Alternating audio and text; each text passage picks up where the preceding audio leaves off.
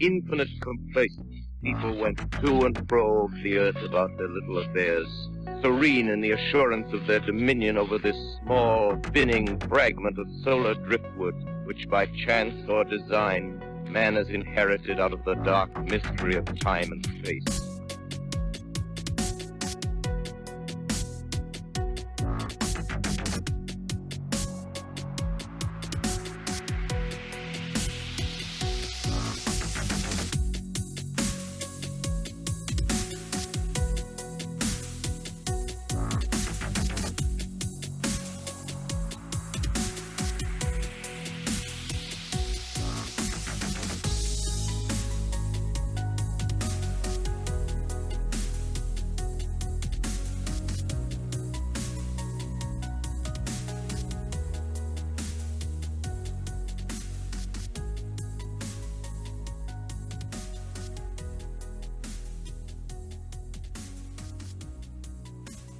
If you're looking for your next binge-worthy podcast, look no further than Jim Harold's Campfire.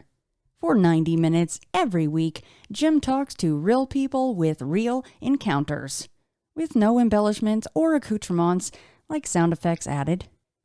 Need a little more convincing to give this podcast a try? Well, how about the fact that Jim has been podcasting since 2005, or that his shows have been downloaded over 60 million times? Topics discussed include hauntings, UFOs, cryptids, and plain old high strange happenings.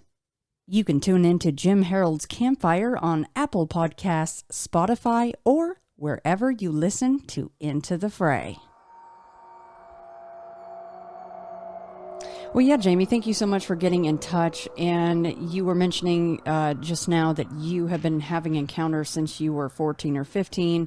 You're older now, and I would like to start with, were you always kind of into Bigfoot? Were you into Bigfoot as a kid, and then you ended up having encounters, or did the encounters happen first? No, I wasn't. When I was a little boy, I really wasn't into, and I knew there was such thing as Bigfoot, Loch Ness Monster. I had seen the books in school and watched a couple of shows on TV. And other than that, no, I really wasn't into it. I had an uncle that lived in Michigan, outside of Lansing. And, I can remember him coming down to see my grandparents, because me and my mom lived with my grandparents, and, he'd come down every so often, and he would always tell the same story. Every time we'd have a family get together, my other aunts and uncles would be around, and he'd tell the same story about seeing a 10-foot tall black, Bigfoot on a hunting trip up in northern Michigan, up around the peninsula. And my aunts and uncles would, they'd laugh and they'd make fun at him. And I kind of could sit there and watch his face. He'd kind of get like a little disheartened with it, But every time he'd tell the story, he'd never changed it. It was always the same. And, they'd still, yeah, okay, whatever. But I just always listened to it. And I could see in his eyes and his face, he was telling the truth. It scared the hell out of him. Do you want me to go ahead and tell you the story about that? Absolutely. Yeah, if you'd like to. Okay. He was on a hunting trip in northern Michigan, and like I said, up in the peninsula. And he was up in a tree stand, and he'd been up there all morning. And he thought it was about 10:30, 11 o'clock is when this started.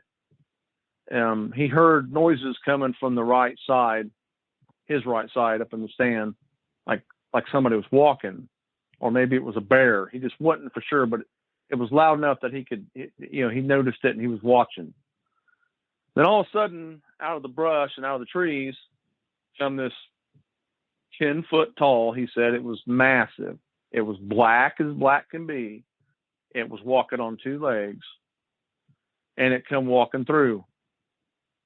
And he said, I just froze. He said, I held my breath. He said, I was scared to death. But he said, I was also wanting to see what this thing was going to do.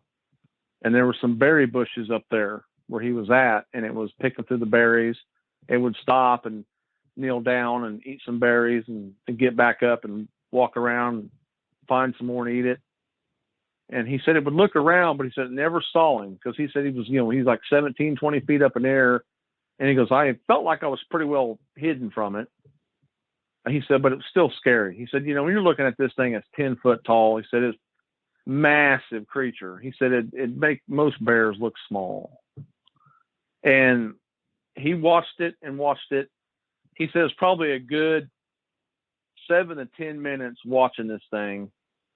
And then it finally just started to walk away from him. It went the opposite direction of where he was, but he could still hear it walking through the brush and through the woods. And when he couldn't hear it no more, he said he climbed down real quiet and easy. He said, when my feet hit the ground, he said, I was running. I left the stand. I didn't care. He goes, I ran all the way back to the road where my truck was parked. I threw all my gear in the back of the truck. Didn't care if it broke, whatever. He jumped in and got out of there. Never went back. Never went really anywhere else to hunt except for his own property. He had 10 acres up there, and he said, I just stayed at my place and I hunted. He said, I felt safer there than I did anywhere else. So he, like I said, he would tell that same story every time he'd come down. And it just, it was intriguing. It was interesting to listen to it and watch his, the mannerisms on his face and his eyes. And I knew he was telling the truth. I mean, there's just no way it could be a lie. And I never knew the man to lie anyways about anything. But that was my first real, step into the Bigfoot world, I guess. Jamie, do you think that he continued to retell this story to the family in hopes that they would realize the sincerity and the place that he was coming from was this true place, this true encounter that he had? Do you think that's why he kept retelling that? I don't know. I would say, yeah. I think he just, it wasn't so much about trying to be accepted into the family, but it's just, it's just something that bothered him, and my other uncles, I had another uncle he was a real great guy. And we spent time with him. He lived down in Kentucky where my mom's family was originally from. And I think he eventually started to believe in him. He would sit there and he wouldn't laugh or make jokes like the other ones. He'd just sit there and just listen to him and, shake his head. I think he got a little bit of an acceptance from him, but yeah, I think a little bit it probably was. I mean, to see, I've stood next to cutouts that are 10 foot tall, of Bigfoot. And it's very stunning to actually stand next to something that tall. And then they go off the assumption of the width and everything. And to be alone in the woods that close to something, I cannot imagine what was going through your uncle's mind. Oh, I couldn't either. I mean, he said he was terrified. It was the scariest thing he's ever been through in his entire life. So he said it was just massive. Biggest animal he said he's ever seen with his own eyes. He's seen, some black bear and brown bear and stuff like that, but he said this was just massive. Well, and if that doesn't just tell you everything, I mean, he obviously loved hunting, took time to, hike out to the stands, place the stand, all of these things, get up early, all the things that hunters have to do. And he didn't do that again, except on his own property. Mm-hmm. Yeah, he actually, and I don't even think he really went too far out into his property. Like I said, it was only 10 acres. And he said there's times he could just sit on the back porch and just shoot a deer from the back porch. And then other times he said, I would go out and he had his own spot out there and he'd get up in the stand and watch. But yeah, he said he never went anywhere else. He said he didn't think there was any point. He didn't want to risk it. So. Yeah, I'm sure that's another case where if you asked him, how he felt about having a weapon at that point, he probably would have said, I may as well have been holding a stick, right? Yeah, I think he was bow hunting. Oh, okay. Gotcha. If I'm not mistaken, I think it was bow season up at this time, because they said there was really hardly any snow on the ground, but it was cold. But I'm pretty sure he said he was bow hunting. He bow hunted, muzzleload, shotgun. He rifle. He did everything. Right. He loved to hunt, but that really just shook him. So that killed that. No pun intended. Right? Like that was the end of that one. Yeah, he said from his best guess, from looking at where it was and trying to eyeball it from top of its head to the tree he was in to where it's stand, the ladder and all that. He said, I'm telling you, it was 10 foot easy. So. Yeah. So, Jamie, when and where? Now, the where, especially for your own encounters, is totally up to you as far as how specific you want to get with that, even if you just want to give us a state. But when and where are we going next as far as your Bigfoot stuff? Well, we'll just call it East Central Indiana. And the first time I came into an encounter I don't even know if you can even call it an encounter. I didn't see anything, but we sure heard it, and it shook the ground when it circled us in the woods. I was about 14, 15 years old, and I had a buddy of mine spend the night, and we were wanting to go to the woods north of my mom's place, which at that time was my grandparents' place, and Mom kind of inherited it when they passed. And so we decided we was going to go get some squirrel, because my mom said, well, if you guys can kill a couple of squirrels, I'll cook you some squirrel and dumplings. I said, okay. So we took off about 3 o'clock in the morning and walked out of our house, across the road, through the field north of where we lived. And there was a woods to the left, a field in the center, and a woods to the right. So we decided to go to the woods to the left. And we're about half a mile, 3/4 of a mile from the house. And we get into the woods, and we probably got into the woods about 15, 20 yards, maybe 30 yards at the most. And we were going to set up and just wait. Well, that changed. We got in there, and we disturbed something, and it had started circling us. And when I mean it circled us into a point where in the moonlight, because it was a bright moon that night, into that morning, we couldn't see it. It was still in the shadows, but it was stomping. I mean, it was mad, and it was huffing and puffing. It was like, it'd be like a, and the ground just shook. It just shook on us, and we're scared. I mean, we're, 14, 15-year-old boys with pellet rifles. You know what I mean? We don't know what it is. And then my buddy was with me. He was getting really, really upset. He got really, I mean, he wanted out there, and I did too. And so we kind of made a run for it.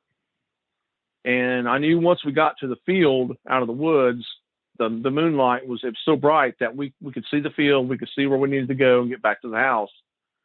And my buddy was upset, and he was crying. And I said, man, I'm scared too. We'll walk back to back. Okay. You walk facing towards the house, and I'll watch our backside. Well, the thing never come out of the woods, never followed us home. But that was the last time at that age that we'd went into the woods. As far as I know, my buddies never went back in the woods. He lives in Florida now.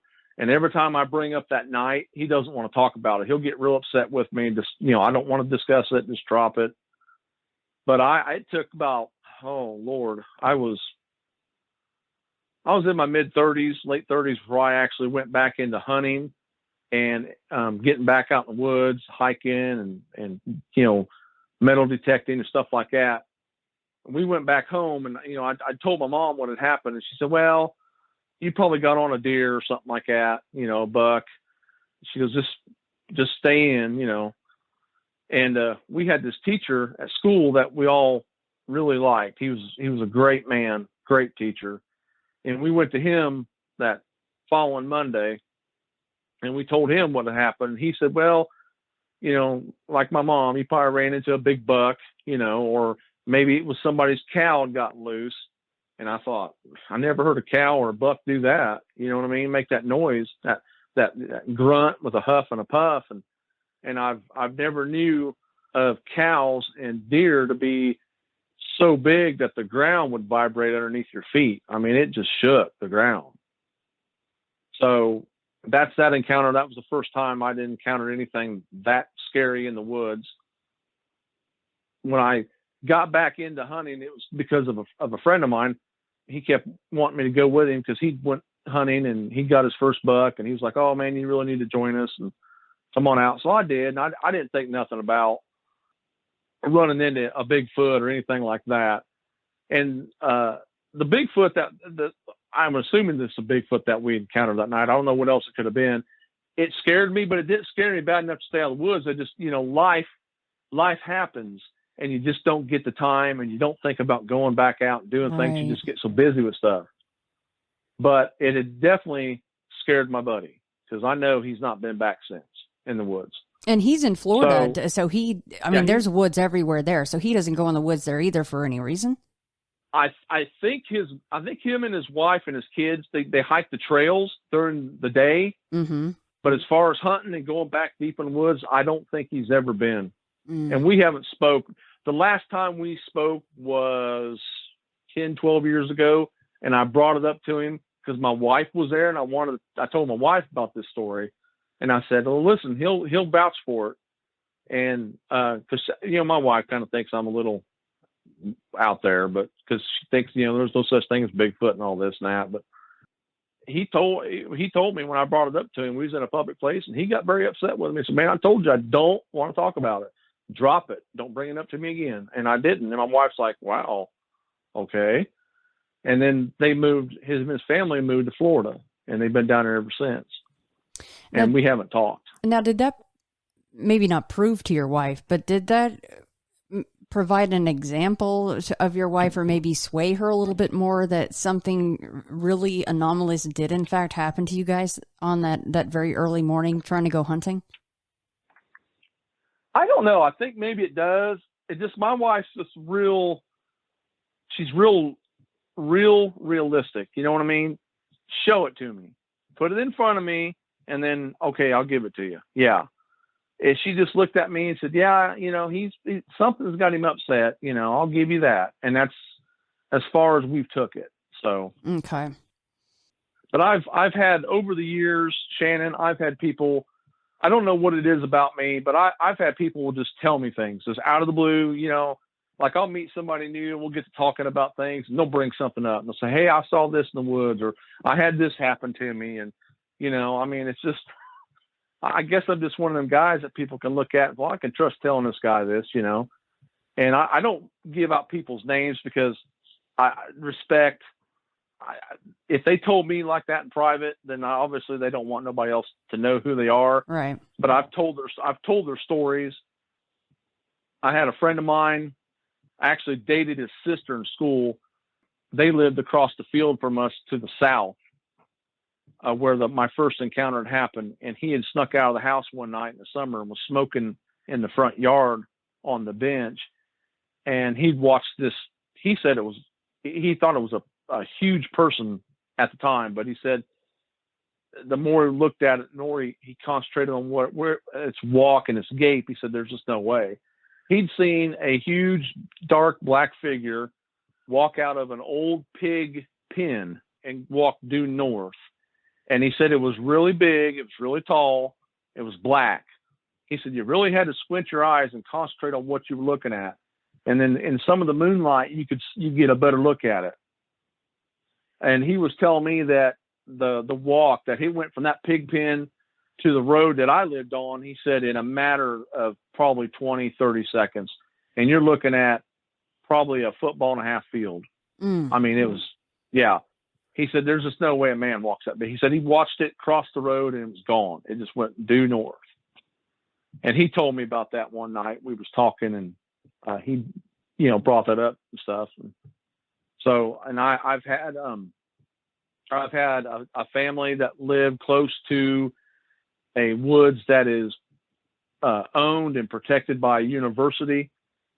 And they've had quite a few encounters in there. They've had multiple people see this thing, and their kids had seen it in the woods a lot when they go back there and play hide and seek and army and all that stuff, and their kids had run into it and had seen it, and it got real close to their house one night and was banging on their back door, and the dog was freaking out. It was whelping and crying, and they ran off because they made noises inside the house, yelling and screaming at to leave. But they had a bonfire party at their house one night, and where their pit was kind of close to where the edge of their property goes into the edge of the other property. That's, the big woods back there. And she said this thing was up in a tree, standing on a limb, watching everybody. Nobody noticed it until she had looked up and saw it. And somebody saw her looking up in there, and they said, "What in the world is that?" And this thing just kind of stepped away from the limb, fell down to the ground, landed on its feet, looked at everybody for a second, turned and beat feet into the woods. They said it was gone within 2 or 3 seconds. You couldn't see it. And they described it to me as a really tall, reddish blonde hair, skinny orangutan. She said it was just skinny, like it was malnourished, but it was tall. And her kids described the same thing to me that they'd seen in the woods when they would play. It got to the point where they were seeing it so much that they ended up just selling their house and moving north. Because of that. Do what? Because of that? I think so. Because when she told me that, she'd also told me that the guy lived across the street from her. He was a fireman, and he was out running this four-wheeler, and something screamed at him so bad that it knocked him off the four-wheeler, and he ran back to the house and left the four-wheeler in the field. And they think it was the same thing that they'd seen. So that thing was coming really close. And with it being malnourished, you got to wonder then if that was the driving force behind it getting that close to people and being probably a little bit pissy from what it sounds like. Yeah, she said the thing about it was it was just so skinny. She said it was skinny and tall. She goes, it was like if you would have like a 7-foot tall basketball player, one of the skinny guys, not like a Shaq or nothing like that, just a skinny guy. And he's covered in reddish blonde hair. Jamie, did she say how high up in the tree it was when they saw it?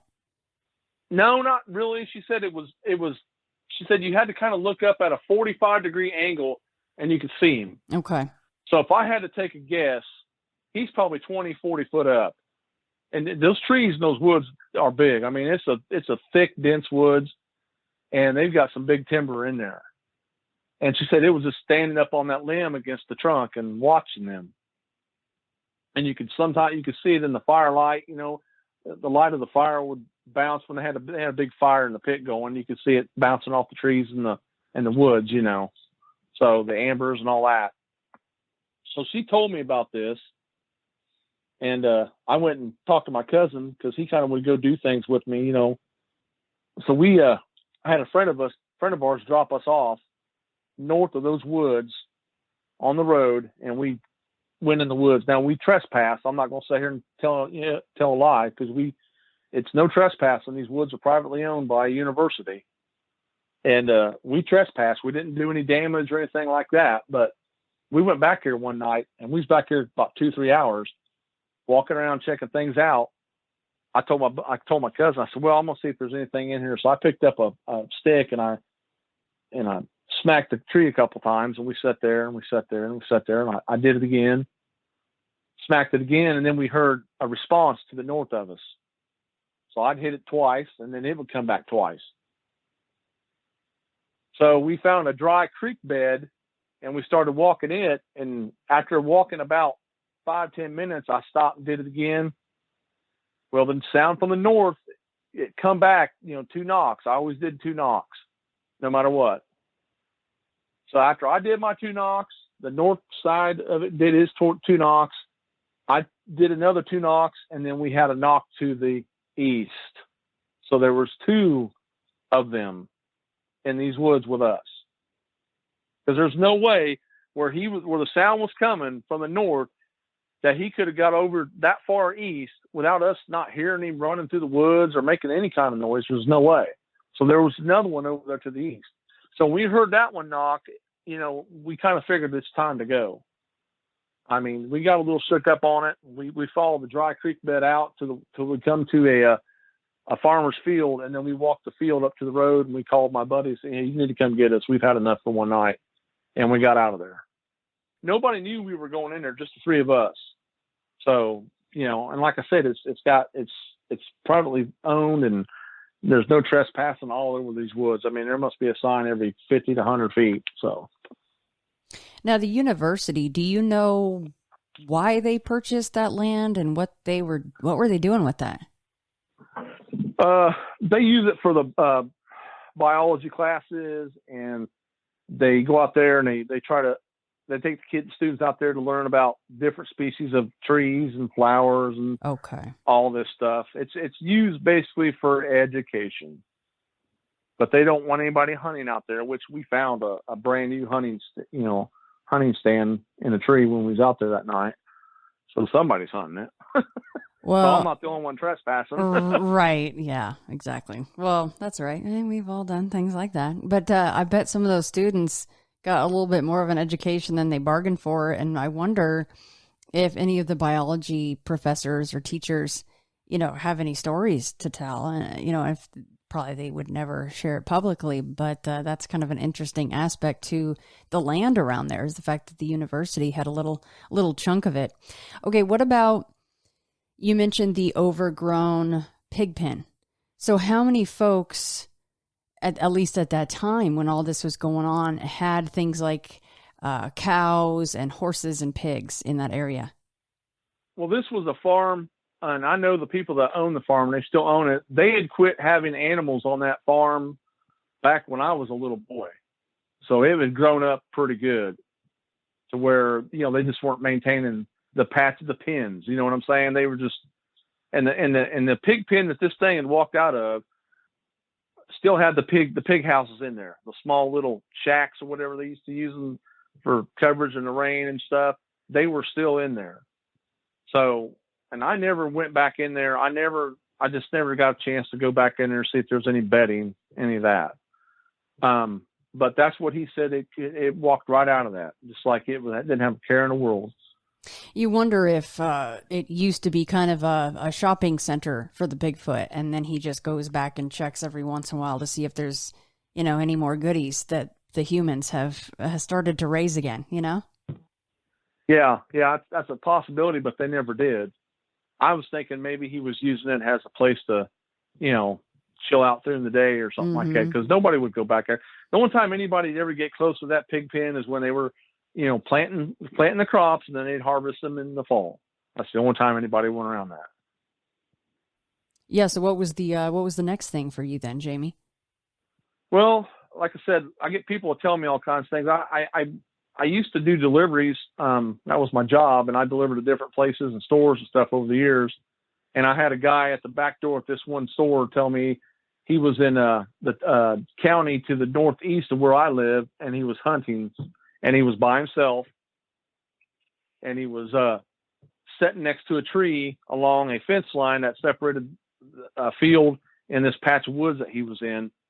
And it was getting dark, he's less than a half hour from time to stop hunting legally.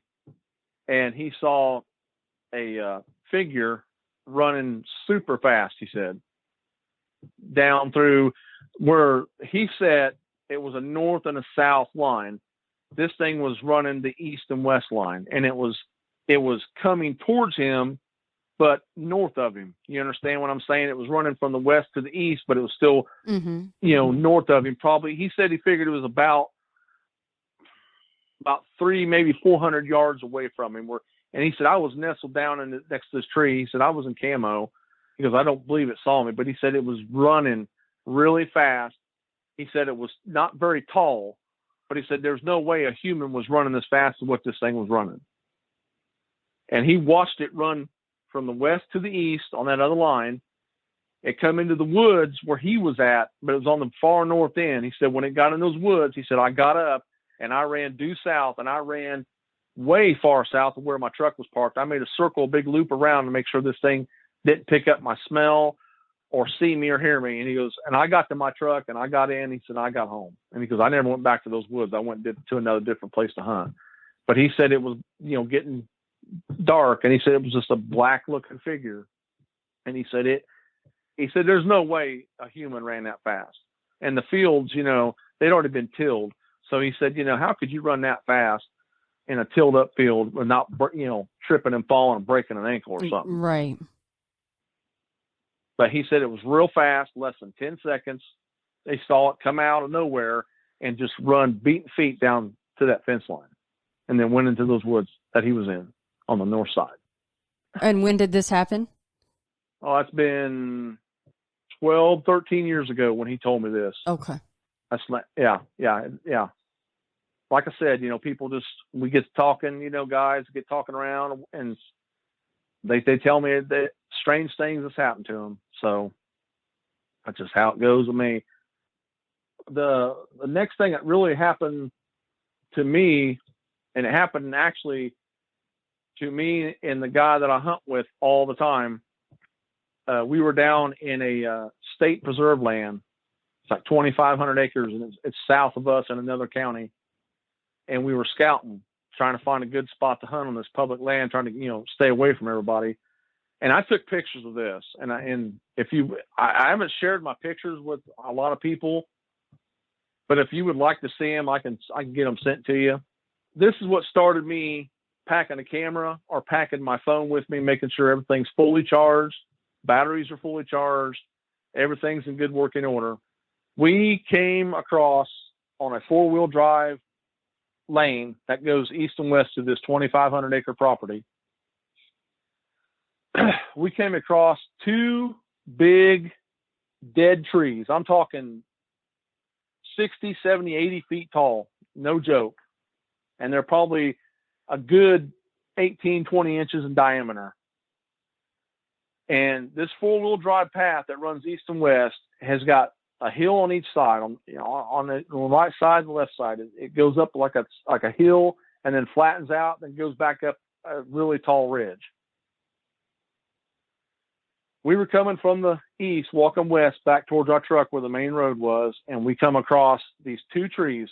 One had been pulled out of the ground, okay, and dragged down this hill on the right side. The other one had been pulled out of that hill and dragged down the left side. Because I climbed up and looked at how in the world did these trees get to where they were? And you could see where they'd been uprooted and pulled out. I mean, they were dead, but they'd just been pulled out of the ground. You know what I mean?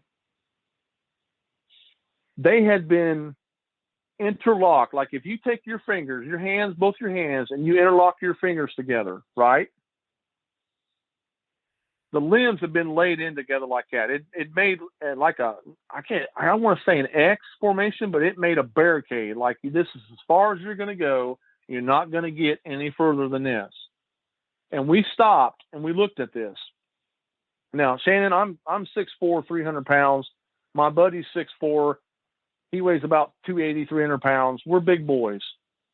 We couldn't budge these trees. We couldn't move them. Okay. We looked for chain marks, toe strap marks, cable marks.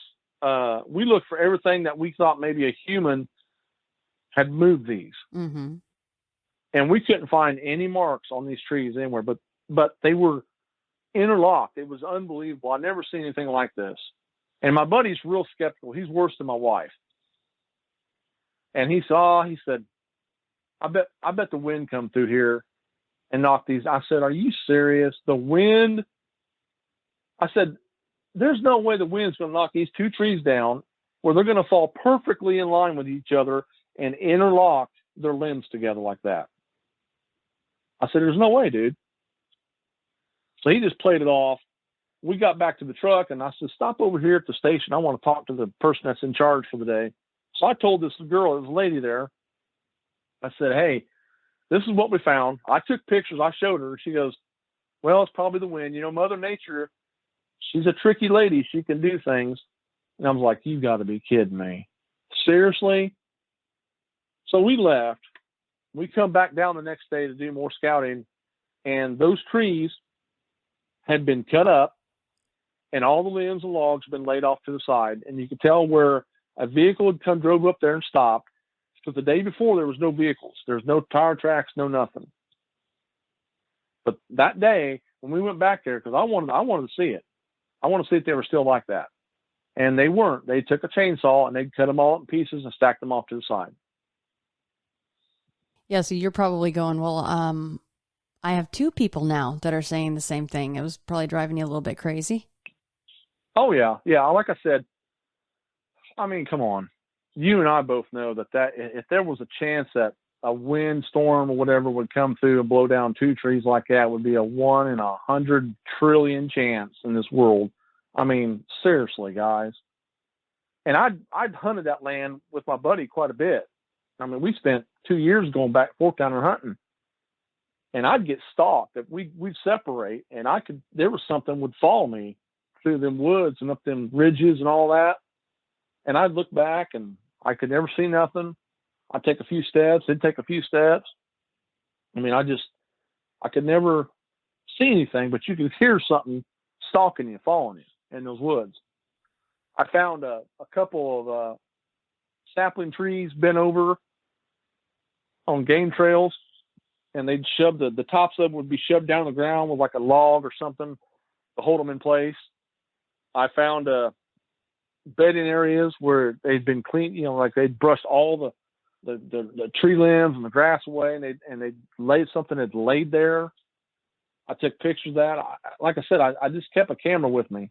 Sometimes I'd take 2. I'd have my phone, and then I'd bring a backup camera, and I would take pictures. If I thought it was interesting or strange, or I couldn't, figure out that maybe this was done by a human, I was taking pictures, period. Now, Jamie, you mentioned being followed a few times or maybe every time, but when you were out there and that began, did it continue the entire time you were out there until you left? No, that's what was really weird. When I get up to close to where my friend would be, or we'd bump into each other or meet up at a certain point, it would stop. It wouldn't follow us if we went out. If the 2 of us walked together out there, no, would not follow us. But if I was by myself, there was something, I could hear it. You could hear the crunching. You could feel that somebody was there. So. Did you ever say anything weird out loud just for the heck of it, just to see? Like, who's there or anything? No, I never did that. But I will tell you this, okay? There was one of the last times that we went hunting down there. I was on that, once again, walking up that 4-wheel drive trail where those trees were. I was coming from the east, going west, because we always parked on the main road. It was to the west of that trail. As I'm walking through there, I'm hunting with a bow and arrow, and something whistled at me. Okay. And I stopped, and I'm looking around like, what? I mean, it was real close, like within, 20 feet of me whistling. So when I heard that first whistle, I stopped. I'm looking around like, what in the world? And then I heard it again. It was coming to my left, and I looked over, and I kid you not, there's I don't know if he was a game warden. I would assume he was, because he pulled his ghillie suit back and showed me a badge. So I assumed it was a game warden, but he was laying in the ditch in a ghillie suit, had an AR-15 rifle. You can ask my buddy about it, because when I got back to the truck, I said to wait there and wait on him. When he come back, I told him, and he said, "You're shitting me." And I said, "No, I'm not." I said, "Go down that trail down there." He said, "You'll find him. He'll be on your right." He was on my left coming out. He goes, "Well, maybe they're looking for drug dealers, cooking meth in the woods or something like that, or pot growers." I said, "I don't know. He might be looking for it." But he was laying there in a ghillie suit with an AR-15. I couldn't see him. He was 20 feet from me. And that second whistle, I looked over, and it's when he pulled his ghillie suit back, and I saw the badge, and then he covered it back up, and I just took my arrow out and put it up. I just nodded at him, and I just kept on walking. Now, is there any chance it was him whistling or something else was whistling? No, that was him whistling. Okay. He wanted me to know that he was there. Okay. Yeah. Because at the first whistle, I was like, really? What is that? It get you thinking, like, what in the world's going on? And then he made that second whistle, and I just looked over, and I saw him. So I don't know why he was laying in a ditch with an AR-15 and a ghillie suit. I don't know if he's maybe looking for poachers or who knows. I just thought it was strange.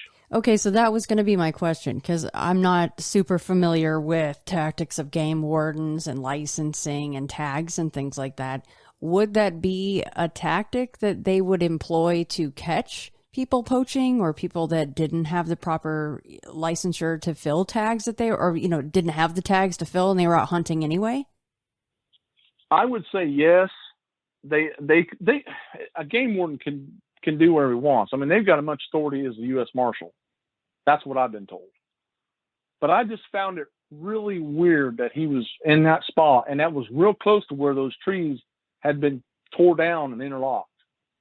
I just thought that was, and it was getting dark too, so I thought that was really strange. And so, like I said, we got on out of there. Oh my gosh. I wish some of those guys would, upon retiring or even years beyond that, would come forward and tell some of their stories. Even if he is out there to catch poachers, he's probably been laying there for however long. I mean, obviously he's in a ghillie suit trying to hide and be quiet. Can you imagine some of these folks too, the stories that they could tell? Well, I, after collecting up quite a bit of pictures of different things I'd found in the woods and stuff, I had called and had a meeting set up with a game warden, and we met at a public place, and I showed him all my pictures, and he looked through every single one of them. He took his time, and he looked through them all, and then when he got done, he pushed the pictures back over to me. He goes, "You thinking this is something to do with Bigfoot?" And I said, "Well, yeah, I do." He looked at me and he smiled real big. He goes, "You have a nice night, sir." Got up and walked out. Oh. I was like, "Really? Okay."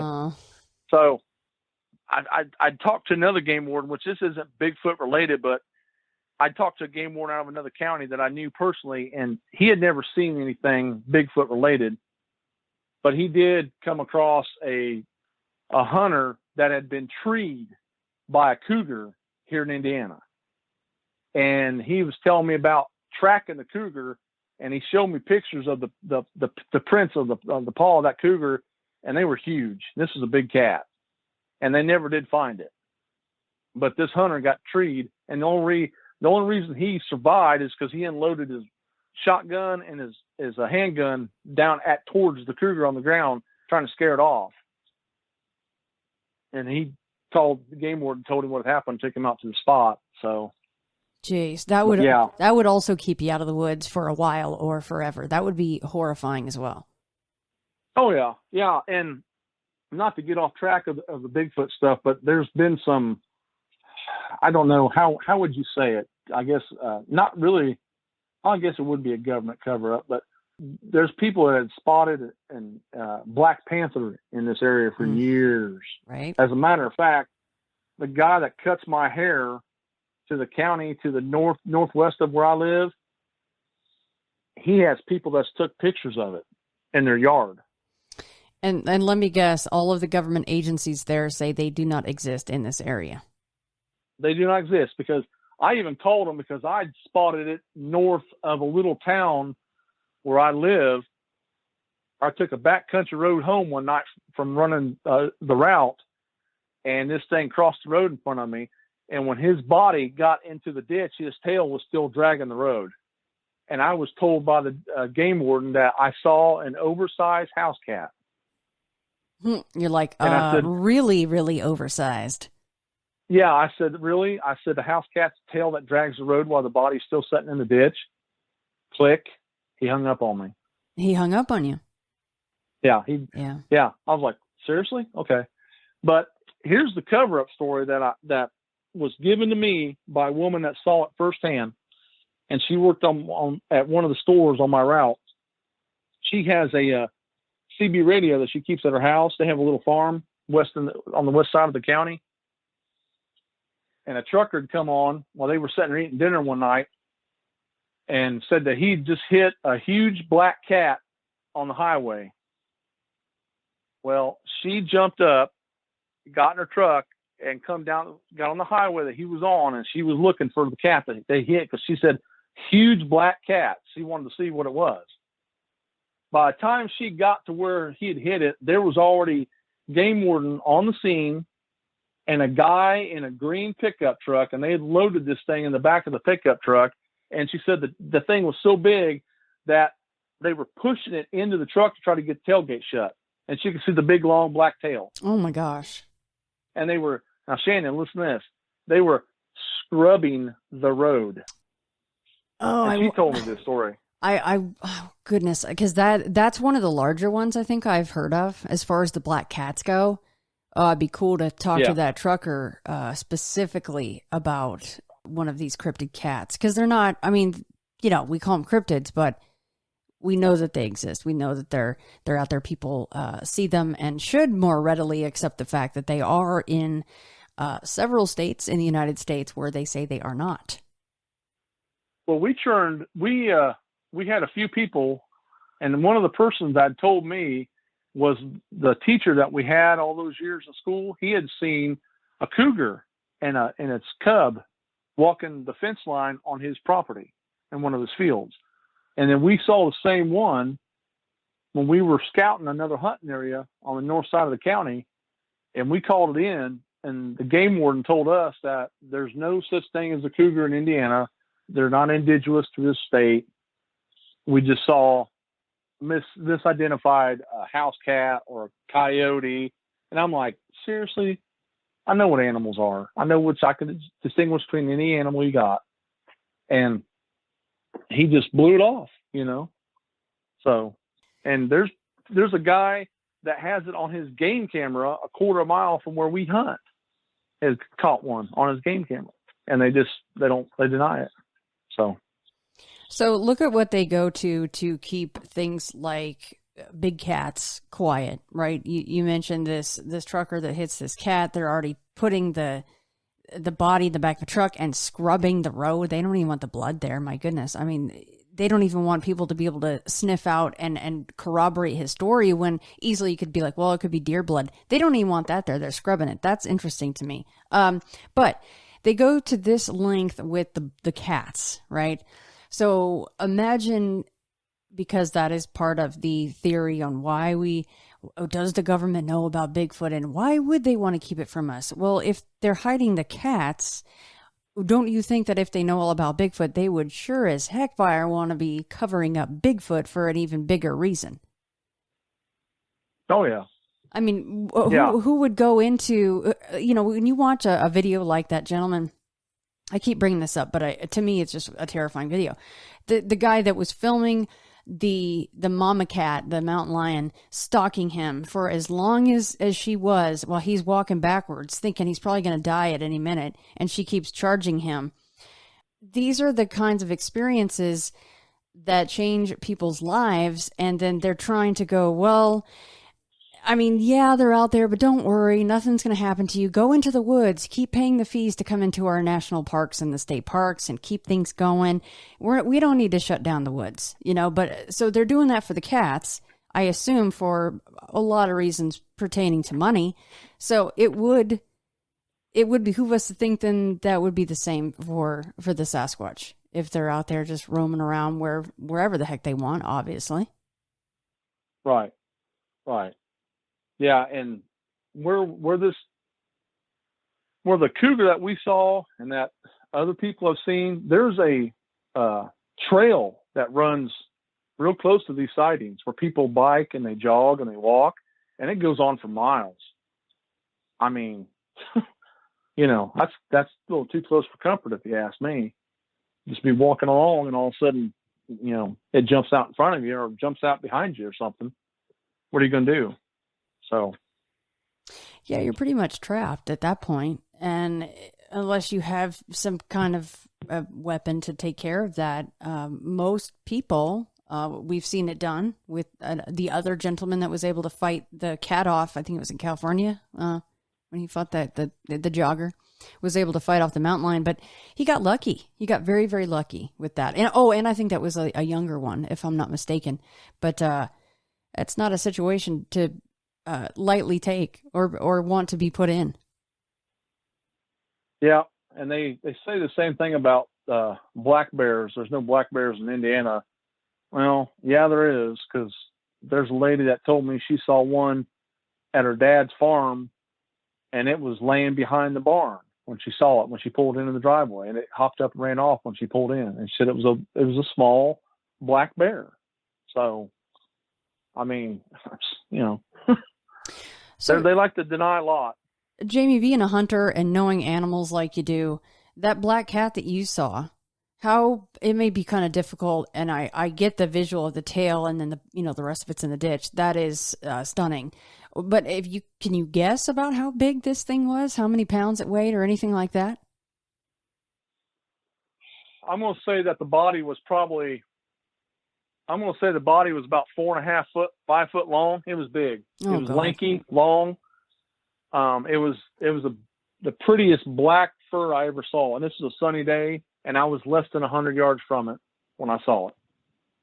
Kind of that sheen to it, like almost opaque, like real shiny. Yes. Mm-hmm. Yeah. Yep. That must have been really cool to see. From the east. It was neat. I was in awe of it, but then it's like, reality sets in. It's like, that's a black panther. And that's when I stopped my truck and I sat there on the side of the road and I called DNR and told them I just saw it, and I watched it. When it got out of the ditch, it walked the tree line in this field till it went all the way to there's a patch of woods that's probably about good 3/4 mile away from where I was sitting. It disappeared in that. That's how long I watched it. And the tail drug the ground. It was a long black tail, and it was a long black sleeky cat. And they don't believe it. They oh no, you saw a large house cat. Okay. Well, I can tell you, I got one more story that was told to me by a guy concerning black panthers. Do you remember a few years ago that guy in Ohio that had all the wild exotic cats and animals? He let them all loose and shot himself.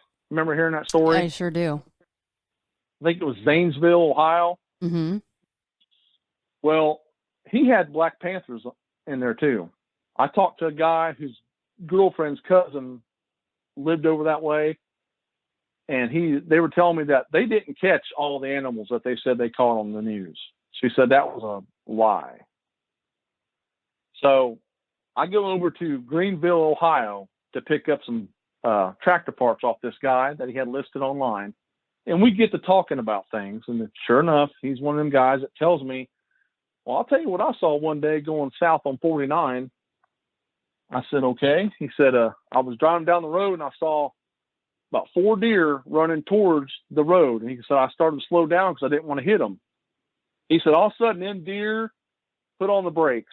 I mean, he said they slid in the ground. They almost fell over each other, and they turned around. He said they beat feet going back the way they came. He goes, I stopped thinking, what in the world's got them riled up to turn around and go back the other way? He said, all of a sudden, out of this ditch culvert thing come 2 black panthers chasing them. And I looked at him and I said, are you serious? He goes, I'm dead serious. He said they weren't very big, but he said they were chasing, they were running them. He said they followed them till I couldn't see them anymore. They were out of my eyesight. He said it was 2 of them chasing them deer. You don't hear a lot of accounts of seeing 2 of them at the same time. I've never even heard that about a cougar, or even I don't think I've ever seen or heard of 2 bobcats together unless they're fighting. So, Jamie, do you think that is, I'm no cat expert. Do you think that was possibly 2 juveniles and being trained to kind of hunt or herd their prey? Possibly.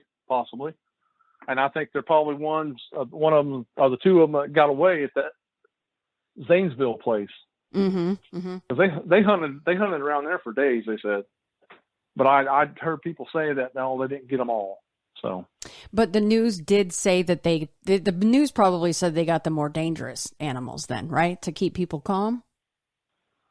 Well, if I remember right, I thought they said they got them all on the news. Yeah, I'd have to go back and look at the news reports. But. Yeah, I'll have to link that in the show notes. I'm going to make a note of that to do so. Very interesting that he saw 2 of them at the same time. Yeah, I did too. I thought he was actually, telling me a tall one, to be honest with you. But right. He swore up and down, no, that's what I saw. He said there was 2 of them there. Because he said I was stopped. He goes, by the time I saw them come out, I was already stopped on the side of the road. So, yeah.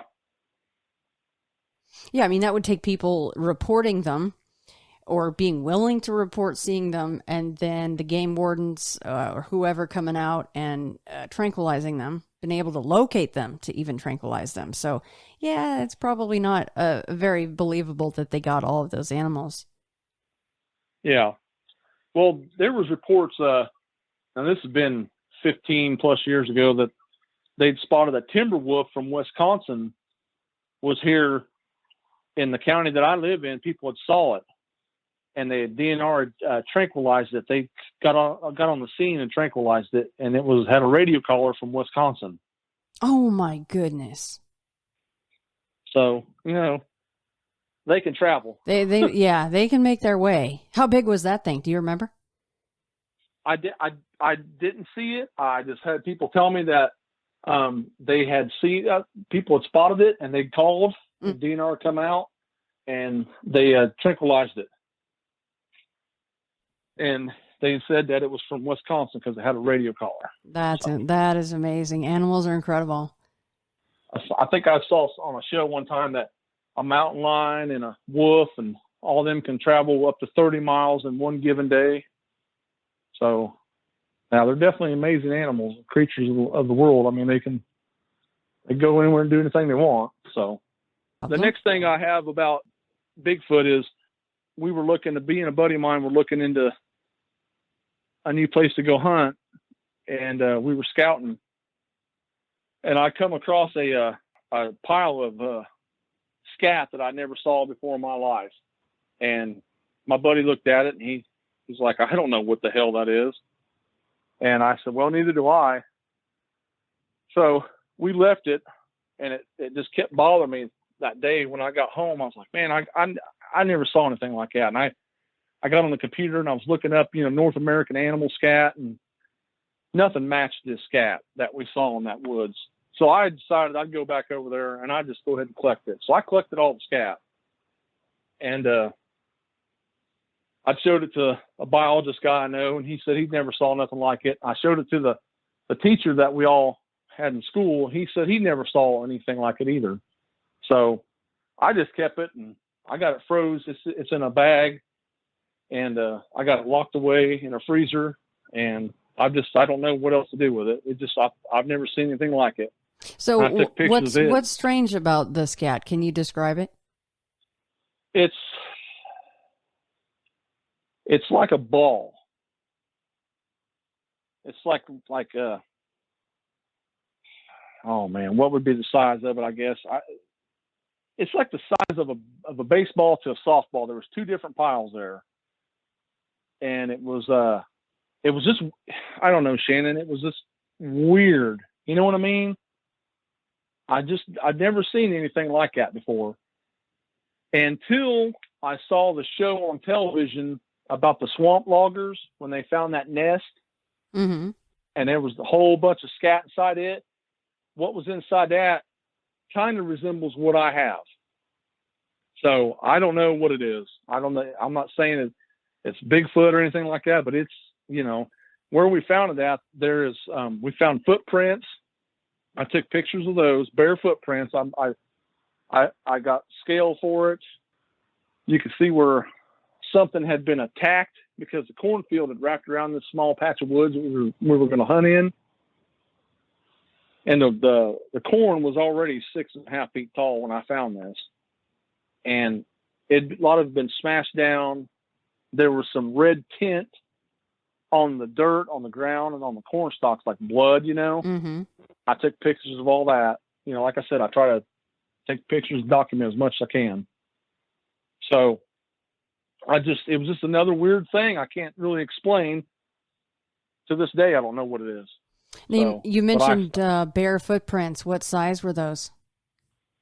What I had took, I think they were 12 or 13 inches long. I took pictures of them. I had a ruler laid next to them. And then I found footprints in a field just west of my house. There's a trackway, and I took pictures of the whole trackway as far as I could go with it. And they were about 12 to 13. And here's the thing. I don't know of any human that would be walking out in these fields like this, in these woods barefoot like that around here. I don't care what time of year it'd be. It's just, why would you? You know what I mean? Unless you just a survivalist, I like to walk around barefoot, I guess. I don't know, but I just, you got Cody Lundeen walking around out there or something, right? But what are the chances? Yeah.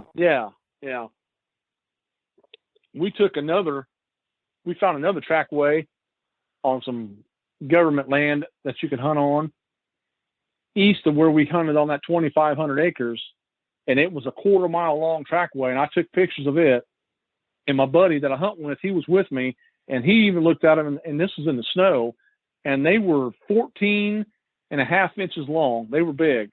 So you could see every toe in the snow. This thing had walked through this property in the snow, got to the road. We'd lost the prints in the road. So I walked over the road, over to the other side. I picked up the prints again. It stepped over a barbed wire fence, and then it disappeared into a thicket. I mean, I couldn't even get into this thicket. It was thorny. It was bad. And that's why I lost the prints.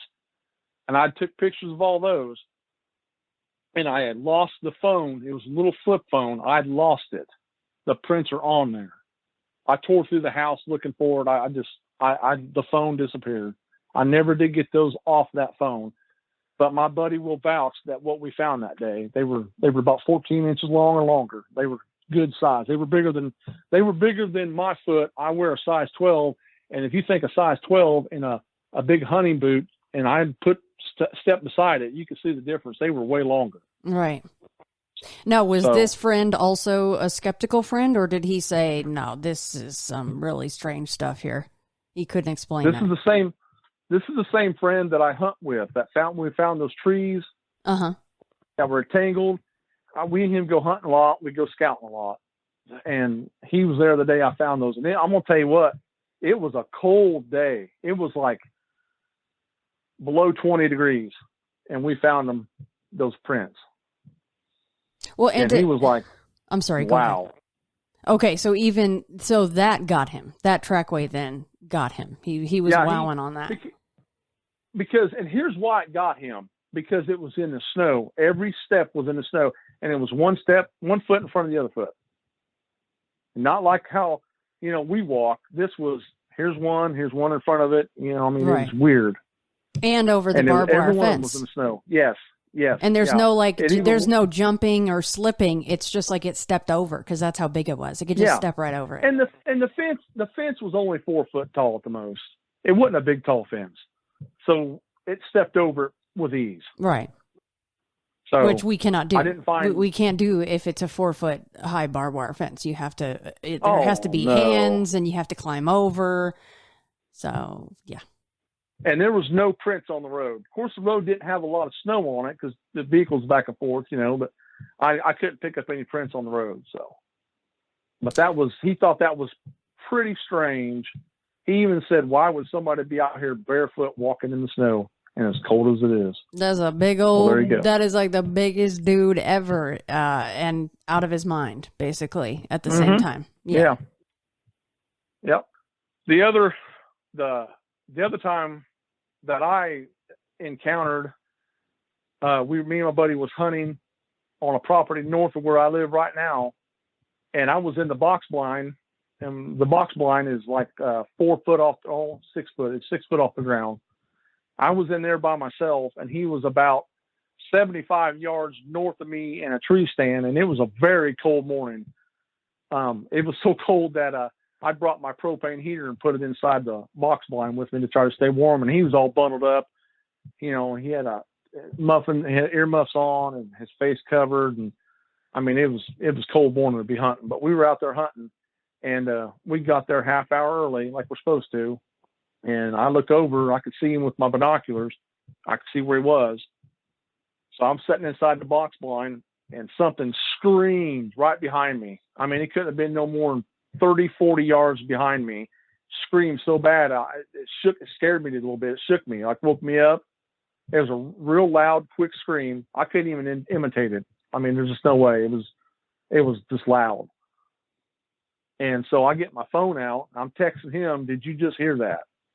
Please tell me you heard that. And I get nothing, no response. And I sent him like 10 text messages, got nothing. So I sat there in that box blind till the sunlight come up. When the sun come up, I opened up the windows and I'm looking around. I didn't care about seeing any deer. I kept the windows closed when the sun come up. I was a little shooken up. And I didn't see nobody around, didn't see anything. So I eased down and I got on the ground and I walked over to his tree stand. He's asleep in the tree stand. So I shake his leg, wake him up. And I said, "Did you hear that scream a while ago?" And he goes, I can't hear nothing. With the had a big toboggan on and earmuffs. He's all bundled up. He goes, "I didn't hear nothing." He said, "I got up in this tree stand." He said, "As soon as I got comfortable," he said, "I just fell asleep." I was like, "You got to be kidding me." So he didn't hear it, but I heard it. On that same land, the next season, there's a hedge apple tree at the edge of this property we hunt on, and it drops a whole bunch of hedge apples. I've never known a deer to eat a hedge apple. I've never seen a deer eat one, but we were there on a Saturday. We hunted all day Saturday, and all these hedge apples were there on the ground, and half of them had fell into the field, and the other half had fell on the property that we hunt on because the tree set right on the tree line, the fence line. So we hunted there all day, left, went home, got back up that next morning, went right back out there to hunt again, spend all day, and all those hedge apples were gone. And I thought that was really strange. So when we sunlight, because I could see the hedge apples, they were real close to where the box blind was. I could look out, even in the dark or the moonlight, you could see them all laying on the field. So when sunlight come up, I got out of the box blind, walked over there, and there wasn't a hedge apple to be found. None on the trees, none on the ground. The ground had all been torn to pieces, almost like coyotes were fighting there, over food. So I went to the homeowner, the guy that owns land. I asked him. He goes, "I don't mess with hedge apples." He goes, "I don't think you really can eat them." So there again, just something strange that I thought, well, what in the world happened to all the hedge apples? Right, there was no boot prints. Right, and if deer had come through, they can't pick up and take a bunch of apples off with them. They just kind of eat them where they lay, and off they go. So they were all gone. Yeah. And we looked for footprints, so we didn't find any in the field. So whatever took them had went back over into our property where it's weeds and grass, and there's a hay field and stuff there, and they walked through the hay fields. And we looked all over, Shannon, could not find any of them laying nowhere. So there again, very strange, very strange. Just couldn't make sense of it. So, but what do you do? I mean, I always keep my eyes open. Like I said, if I'm scouting or hunting, I'm always got a camera. A few years ago, my father-in-law, his wife had passed away, and they live about 2 miles west of where I am now. Well, they used to live there. When she passed away, he moved out of the house and moved into town. He just couldn't stay there no more. And it was a big house. He had 10 acres of land and stuff. And so the house was vacant. And they had 2 dogs that they kept. One was a German Shepherd female. She was in a pen almost most of her life. I felt sorry for her. And he told me, he said, "If you want her, you can take her." She was very timid. She'd been with an abusive owner before my father-in-law got her. So she was real hesitant of people. I mean, you could go up and pet her, but it took a few minutes for her to, sniff you out and all that. And then he had a mutt dog that he kept on a chain behind the barn. And it just showed up one day and never left. So he just kept it on a chain, fed it, and took care of it. So my wife, got the task of having to go over there and check on the house every other day and feed the dogs and water them until he could figure out what he was going to do with the property. And we went over there one day and fed the dogs and stuff and played with them and went back home. We went back over the next day and both the dogs were gone. The German Shepherd was in a pen. It was a chain link fence pen. And in the front of it, they'd rigged up a big privacy fence door. They took off somebody's yard, their fence or whatever they took down. He used it for a gate. And it's pretty good size. I mean, it was a heavy gate to swing open. The gate was off the hinges laying about 20 feet back behind me where I stood in front of the pen. Because when I walked around the side of the building, I saw the gate laying there, and I looked over, and the pen's empty. The dog's gone. And I thought, what in the world happened to that German Shepherd? So I walked in the pen. I couldn't find her. She wasn't in there nowhere. So I walked around, and the mutt dog that he had chained up, and it was chained up on a post that he had drove 4 foot down on the ground. So this is a medium-sized dog. It's about 40, 50 pounds. I kid you not. The dog was gone, the chain was gone, and the post was gone.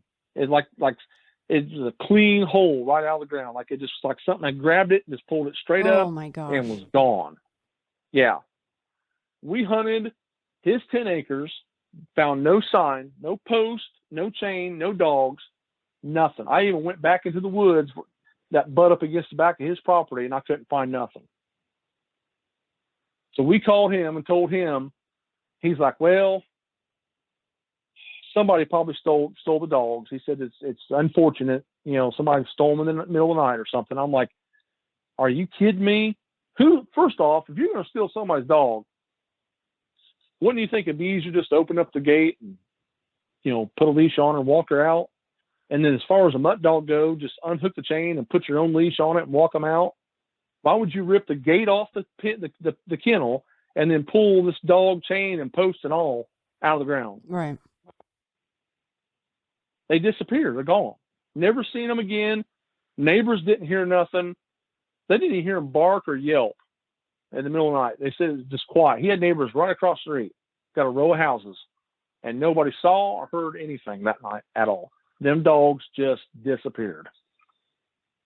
Are there other stories from the area of possibly a Bigfoot coming in and taking or killing dogs? No, I have not heard anything, but here at my house, we've had issues in our neighborhood over the last couple of years. Just recently, I had a couple move into our neighborhood. They're a young couple. They got 2 or 3 young little boys, and they've got about 3 or 4 medium to small sized dogs that they let out each night in the fenced in area, and they just yelp, bark. Sometimes about drive you nuts. But the other day, a tree in the woods, because everybody's house on this side of the road, the back of their properties butt up against 7 acres of woods, and a tree had been, and I'm going off on a whim here, okay? This is my opinion. Because we've had wind here and everything, but I just don't believe that the wind put this tree over. And I'll tell you why. Where this tree is and where this tree landed, there's no wind blowing down through there. There's no wind tunnel. You know what I mean? Like if you got 2 buildings and there's like an open area between these 2 buildings, you'll get like wind that'll blow down there real hard and fast and move debris around and stuff like that. That's kind of how our houses are down this way. But it's not like a perfect tunnel. You got a house that sticks out further. This one will stick out, and set back farther. This one's not in as far as the other ones are. They're all off a little bit. You know what I mean? So this tree, and this is my opinion, the dogs the other night were yelping and barking because they let them out for the night, last time for the night before they go to bed, like I do my dog, about 10:30 every night. They were out there yelping and barking, and all of a sudden, I heard them stop. I thought, okay, so he took them in.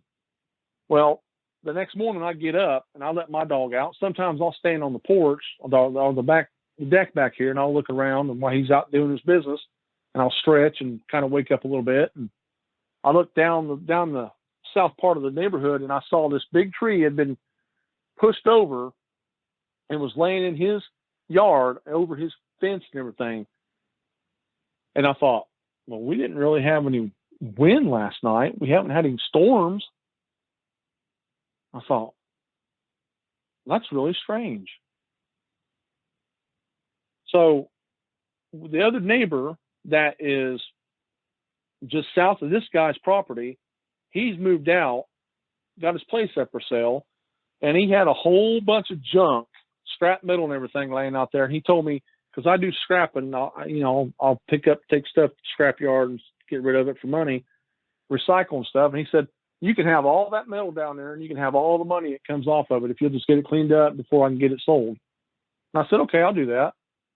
So when I went down there and I was cleaning up the metal, I kept smelling a real bad musky urine smell mixed with blood.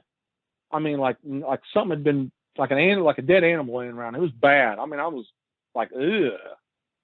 So I started walking around trying to look where I could see a dead animal.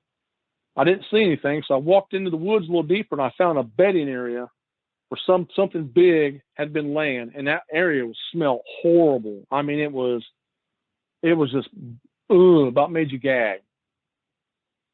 So I got the hell out of there, finished up, loading up all the scrap. I drove out of there, and I ain't been back down there since, because the guy sold it to a new guy, and I haven't met him or nothing, so I don't want to go, trespassing on somebody's property like that. But I just kind of find it odd that, that tree's been pushed over, and it's a good-sized tree. It's probably 10 inches in diameter easily.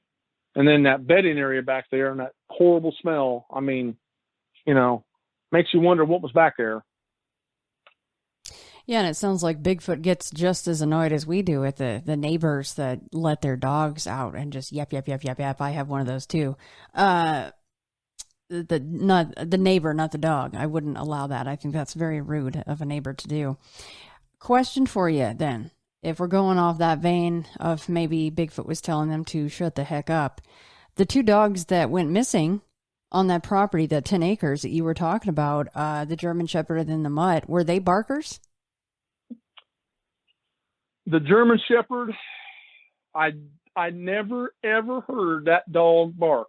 Like I said, she was very timid. She'd been in an abusive home. The mutt dog, yeah, that mutt dog just wouldn't shut up. So he would not shut up day or night. But the German Shepherd, I felt bad for her because she was just, you could tell she was just, scared to death of humans. And it just took a while to get, to befriend her. You know what I'm saying? I never heard her bark. I never did. Well, it sounds like maybe, possibly, the mutt brought something in, and the German Shepherd paid for that one too. Well, I tell you what, on that property, and this is going to be about, I can't say the scariest thing that's ever happened to me, but absolutely the most craziest thing I've ever seen. About the time after those 2 dogs went missing over there, me and my cousin went over there. He wanted to go do ginseng hunting and mushroom hunting. And I took my metal detector, and because I knew there was an old trash dump back there in those woods many, many years ago. So I was looking for old bottles, glass bottles with metal caps and stuff. And I was just, anything I could find that was interesting. And we're back there, and once again, I got my camera. I took pictures of this too. The deer trails that run back there, because they used to hunt back there, over the deer trails, the game trails and everything, was saplings bent over. I found one that was shoved in the ground with a log laying on top of it. And I found, I believe, used to be an old nest, something that had been nesting in. I took pictures of that, took pictures of the sapling. And as I was taking pictures of this one sapling over this deer trail, there was a black mass in front of this tree. And it was only about 3-4 foot tall black mass. I didn't see it in the picture when I took it that day. Okay, I didn't notice it. I just was taking pictures of that sapling over that game trail. Well, we went further back into those woods. Actually, what we've done is we come out on the north side of those woods, walked down the north fence row that separated the woods and the field. And there was another field on the east side of those woods, and we're on the north side. So we're facing south, and we're on this tree line. And my cousin wanted to stop and take a break, so we did. And the corn was up. And it was probably, that field there had to be, the corn stalks had to be 7 foot high. It was a good growth corn. We're standing there, okay? And my cousin will vouch for this. I mean, he'll tell you the same thing. I'm standing facing south. He's standing on my left side facing west, and we're just standing there talking like this low, normal talk tone. As I'm looking to the south, I see this rock come out of the cornfield over the stalks.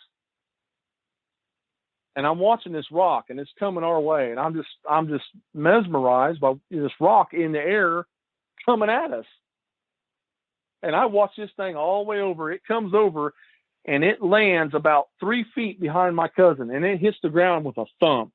What startled him, he jumped up on me. I mean, he was like wrapped his arms, legs around me, like, what the hell was that? You know, and I'm standing there holding him, and he jumps off me, and he's looking around, and I'm thinking, dear God. I look over at the rock, and that rock's the size of a volleyball. I kid you not. It's still laying back here in that wood line, because we got the hell out of there. That shook me pretty good, and it shook my cousin. So we took off. We weren't running. We were walking pretty fast, because I told him, don't run. Just let's get out of here. Nobody wants to trip and get hurt. So we got out of there, and we got back to the truck, and he said, what in the world threw that at us? And I said, well, I can tell you what, if a human threw that, I'd hate to meet him, because that was a right. good sized rock. Especially over 7 foot tall corn. Yes. So we left. We gave it a few more days. We went back there, and from where I saw that rock come out of the cornfield to where it landed was 70 yards. Oh my goodness. 70 yards? 70 yards. And my cousin said, I cannot believe this. I said, neither can I. And I said, we need to get out of here. And that's the last time that I went back in those woods. I mean, 70 yards. I walked it off. From where I saw it, the area it come out of, I walked from there, walked all the way back over to where he was standing, and it come out to 70 yards. So you saw a 3 to 4 foot tall black mass at some point, right? So if we go off of maybe that was a juvenile Bigfoot, that's not what probably threw that thing at you. Let's just say that. I don't think it can jump and then throw that thing 70 yards over 7 foot tall corn, but mama or papa could do that. And maybe that's why it threw that thing at you, because there was a juvenile in the vicinity and you guys were there too, and it was pissed off. That's exactly what I thought. That's what I was getting ready to say before you said it.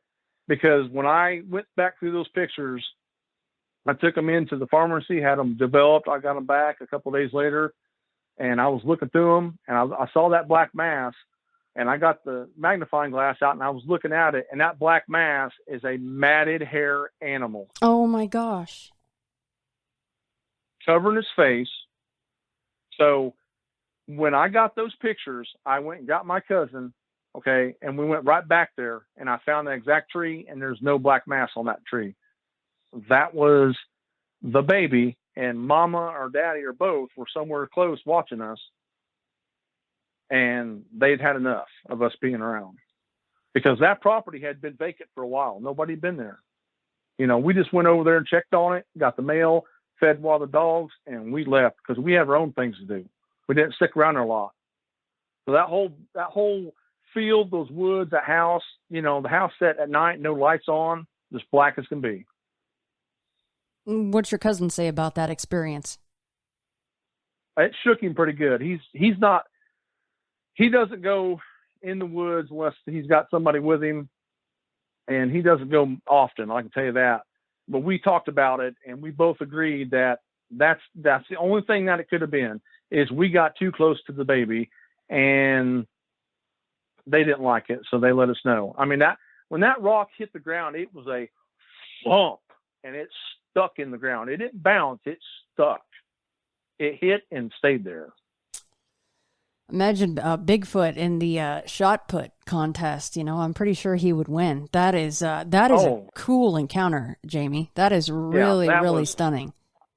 That encounter, like I said, I was more scared of that encounter than I was the one at 14, 15 years old. Right. I mean, it just, if my cousin would have been 3 foot more that way, to killed him. If they were aiming at us, I think they were letting us know, hey, it's time to go. Get out. Well, yeah, That's because the only warning you're going to get. yeah, I think you're spot on with that. I think that it could have hit you guys easily if it wanted to, because we've all heard the stories of them throwing either a smaller or unfortunately larger size rocks and stones and things, and pegging people that are even sitting on their porch, like right on the forehead, you know? Yeah. I've heard the stories too. I just, that was an amazing afternoon. I mean, scary, but yet amazing. Right. Because we had no clue. We weren't out there hunting for Bigfoot or nothing. We were out there ginseng hunting. He was looking for mushrooms. I was looking for bottles or antiques, you know. Wasn't looking for nothing. But like I said, I've learned, take a camera with you. So, and I do, and I've caught things. I've took pictures of things I can't explain, you know. So, Jamie, I know that it sounds like you're normally bow hunting, and let's just take the bow out of it, and we could discuss, you know, do they know what a bow is and everything, but let's go to the gun thing for a second. Let's assume that you were out there hunting and that you hunt with a rifle. If you guys were carrying any rifles that day, again, we could talk about the bow thing, but I just want to settle on this for now, because that's, I think, mostly what they identify with, the kind of the bang stick, the boomsticks. If you guys were carrying one of those or two of those, do you think then that it would have been a different encounter? Maybe more aggressive, maybe it would have hit you, maybe it would have bluff charged you or worse? oh yeah, I do. I mean, my cousin, we didn't have any weapons on us at all. I don't even think we had a pocket knife, to be honest with you. Mm-hmm. He had a sack to carry his stuff in. I had a backpack and I had my metal detector. That was it. So if it would have been guns and we'd have been pointed at them or pointed in that direction, or maybe shot off just to be shooting off or something, yeah, I think we'd have probably been in a world of hurt. Well, now I forgot about the metal detector. So, you know, maybe it just thought maybe that was a weapon of some sort, you know? Possibly. I don't know. I mean, it was always pointing to the ground and I was sweeping back and forth. Right. And, you know, that was it. So. But, you know, you got to think about how a hunter will, you know, you see them walking with the, you know, the rifles tucked under their arm, and then it's kind of pointed towards the ground. So maybe it thought, well, here we go again with the bang sticks over here, you know? Yeah, and I never thought about that at that time. No, I didn't. Like I said, we weren't there for Bigfoot. We were there just looking for treasure. You know, I mean, just antiques and stuff like that. And just kind of spending the day together. So hanging out. I mean, you probably, even without the metal detector and wondering if that's what provoked it, I think you probably would have had the same experience no matter what. Even if you were just barehanded, you know, just walking through there. It seems like when we accidentally get into proximity of these things, when juveniles are around, it's not usually this, let's just let them go through our land or our area, whatever it is. Like, you're too close, get out now. Yeah. And like I said, when I went through those pictures and I saw that, and I mean, with a magnifying glass, you can see it. With the naked eye, you really can't make out what it is. It's kind of like they always say, the blob squatch. Right. But this really is blob squatch with the naked eye. I'll give it to you. With a magnifying glass, a good magnifying glass, no, it ain't, buddy. It's matted hair. That's awesome. I like that. I like that story a lot.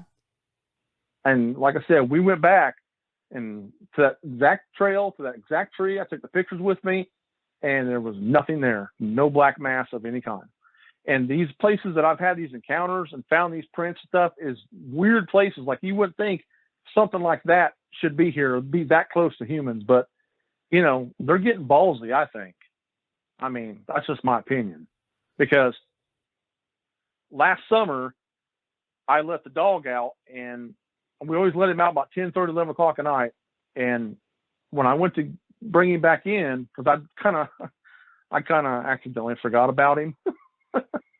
So he'd been out there about a half hour or so. And it was a nice night. I mean, he wasn't hot or anything like that.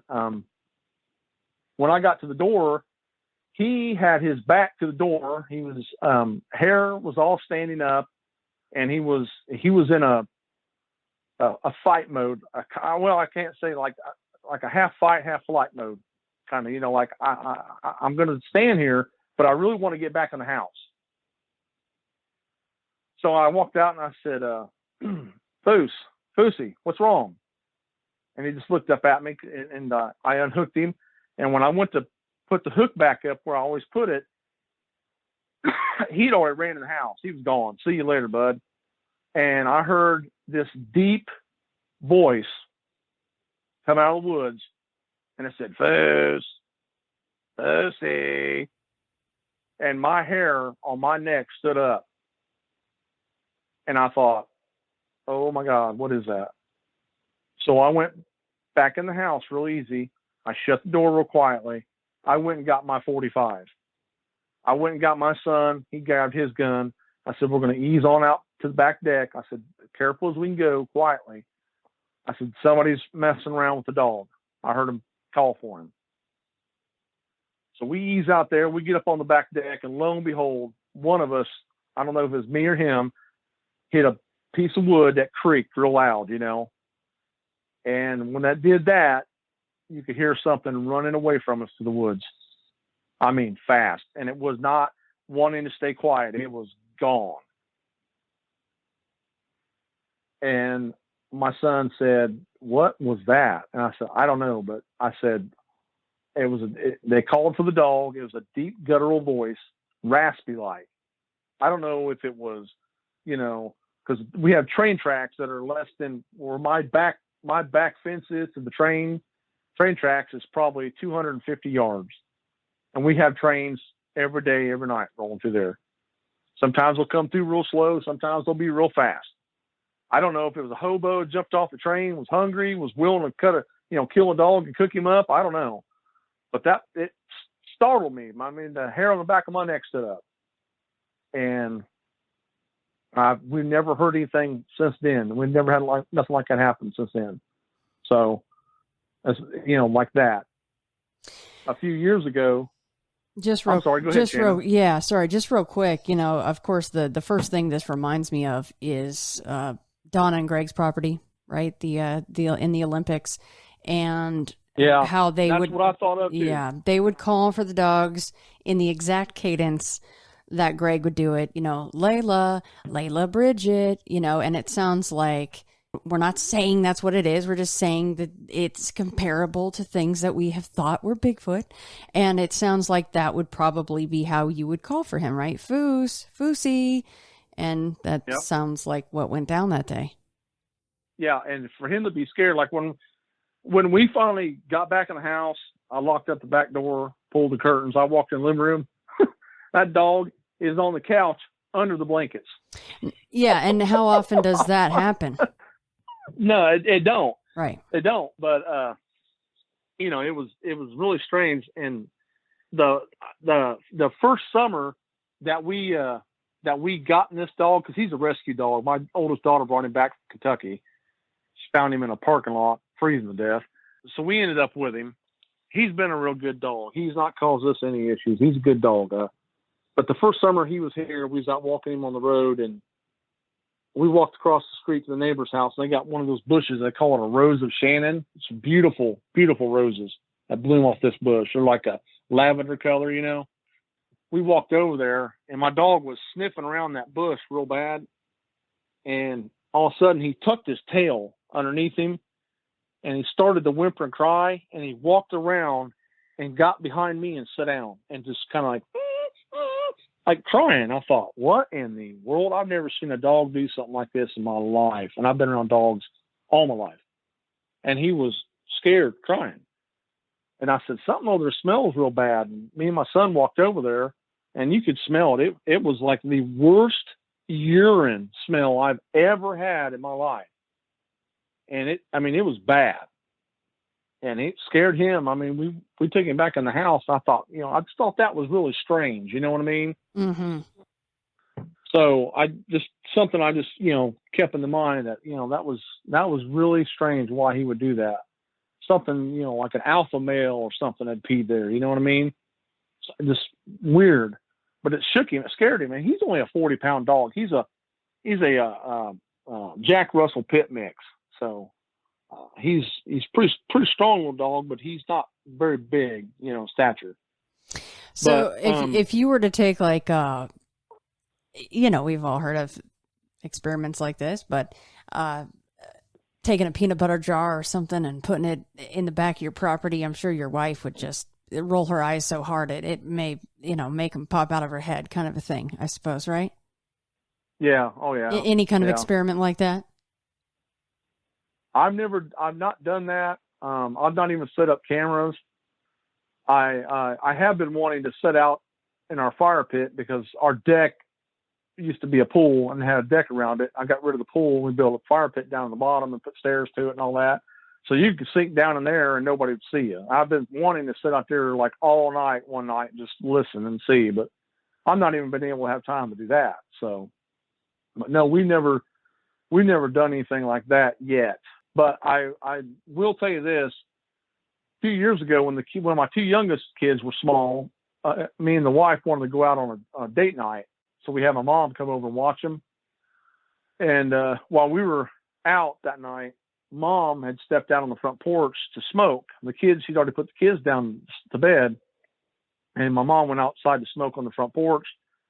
And she'd been out there. She said she smoked a couple cigarettes, and all of a sudden she heard this real big loud scream / holler. I mean, it was a howl, whatever. She said it was awful. And it come out of the southeast part of the neighborhood where there's a patch of woods that we call the swamp woods. And she said the dogs started, when it first started, the dogs in the neighborhood started barking. And then when the scream kind of went to a howl, she said, this is her words, they stopped. And she said, I threw the cigarette in the grass and I got back in the house because it kind of scared me a little bit. Mm. So when we got home, she told me about it. And I said, okay. So I got on the computer and I brought up the Sierra sounds, the Ohio call, and a couple other, like, I think I had like a bobcat and a cougar scream or something. I brought up different screams and sounds from animals, and I had Mom listen to them all. Well, when it hit the Sierra sounds and she listened to it, she said, that's what I heard. And I said, are you for sure that's what you heard? She said, yes, that's exactly what I heard. It was loud. It covered the neighborhood. I said, okay. So we let that go. All right. There's nothing you can really do about it. So she heads home. I get up the next morning. I got to go into work. I got to go run a couple stores. I get up and it's not even dawn yet. The sun's not even out. It's starting to slowly come out. I take a country road as a shortcut to get to the main highway. And as I'm going down the road heading east, in the field by this fence post, there's something knelt down and it's swaying back and forth. You can see it like it's watching me in the road. And I came to a stop and we watched it. It was way out in the field. I mean, it's probably 300 or 400 yards. But the moonlight and everything that was still out, and the sun was trying to come up. You know how you get that the moonlight with the sunlight mixture in the early mornings? If it's a clear sky and stuff, they'll kind of blend together a little bit, I think. I saw that thing out there, and I watched it for just about 20 seconds. And I thought, well, I'm going to get out of here. I don't know what that is. I just, didn't feel comfortable, so I just drove on. Well, a couple months later, we run into my wife's uncle at the restaurant, and he's telling me about hearing this scream at his place. And his place is southeast of where we live. He's probably 10 miles away to the southeast. He was out filling up his wood boiler that heats his house. He was loading logs into it for the night, and he said something, yelled out, screamed out at him out of nowhere. It startled him really bad. And he's looking around. He can't see nothing. He said, well, I just threw the last log in there and shut the door, and I got in the house. So I said, I'm not coming back out here. And he was telling me about it, and I said, hang on a second. So I went and got my cell phone, and I had the sounds on my cell phone. I had downloaded them off this app they had. And he listened to 3 or 4 different sounds, and one of them was the Ohio call, the other one was Sierra sounds, and I had him listen to a couple other things, and he said the same thing my mom said. that third one you had me listen to, he said that one there, he said that's what it sounded like, and that was the Sierra sounds. So him and my mom both heard the same thing, just a couple months apart. Well, it certainly sounds like an active area. Well, I talked to a person that used to be in the Bigfoot community, and he's not anymore. I haven't talked to him in a while. I think he might have moved away. We kind of came to the conclusion that a lot of this happens late summer, early fall into December, and then it's done. You don't hear anything until, the next year, late next year. We kind of agree that they come through here. They move through here from one place to the other. It's just a corridor, I guess, for them. Well, it sounds like there's plenty of, there's food and there's shelter. There's water, probably, I'm assuming, in the area. So. Oh, yeah. Mississippi River is about 2 miles east of me. It's a big river. So, yeah. And they've heard things down at the river. I've got a picture of a handprint next to a rock and a footprint down there by the bridge that I found when we took the kids down there looking for shells and stuff. And like I said, I had the camera on me, my phone, and I took pictures of it. But, where my wife's uncle heard that sound, about 4 miles south of him, there's a real big patch of woods, and you can look at it on the Google Earth maps. You know how you get that satellite look down into the land and all that. On this property, and how I found this out was this is another guy on my route was telling me about this, because his son had a real scary encounter there, not with a Bigfoot, but with the guy that owns the property. The guy that told me this was renting the house on this guy's land. This guy owned a huge section of land out in the county, and these woods were on there. And in the woods, they got a pond. And then on this one end of the woods, there's a huge dome-shaped pile of sticks and limbs and brush and all that. And you can see it on the map. That's how big it is. It's unbelievable. Well, this guy has security cameras all the way around this property, especially around these woods. And there's one trail, one, driveway that leads in and out to get back to those woods. He won't allow nobody to hunt, nobody to fish. He's got no trespassers everywhere.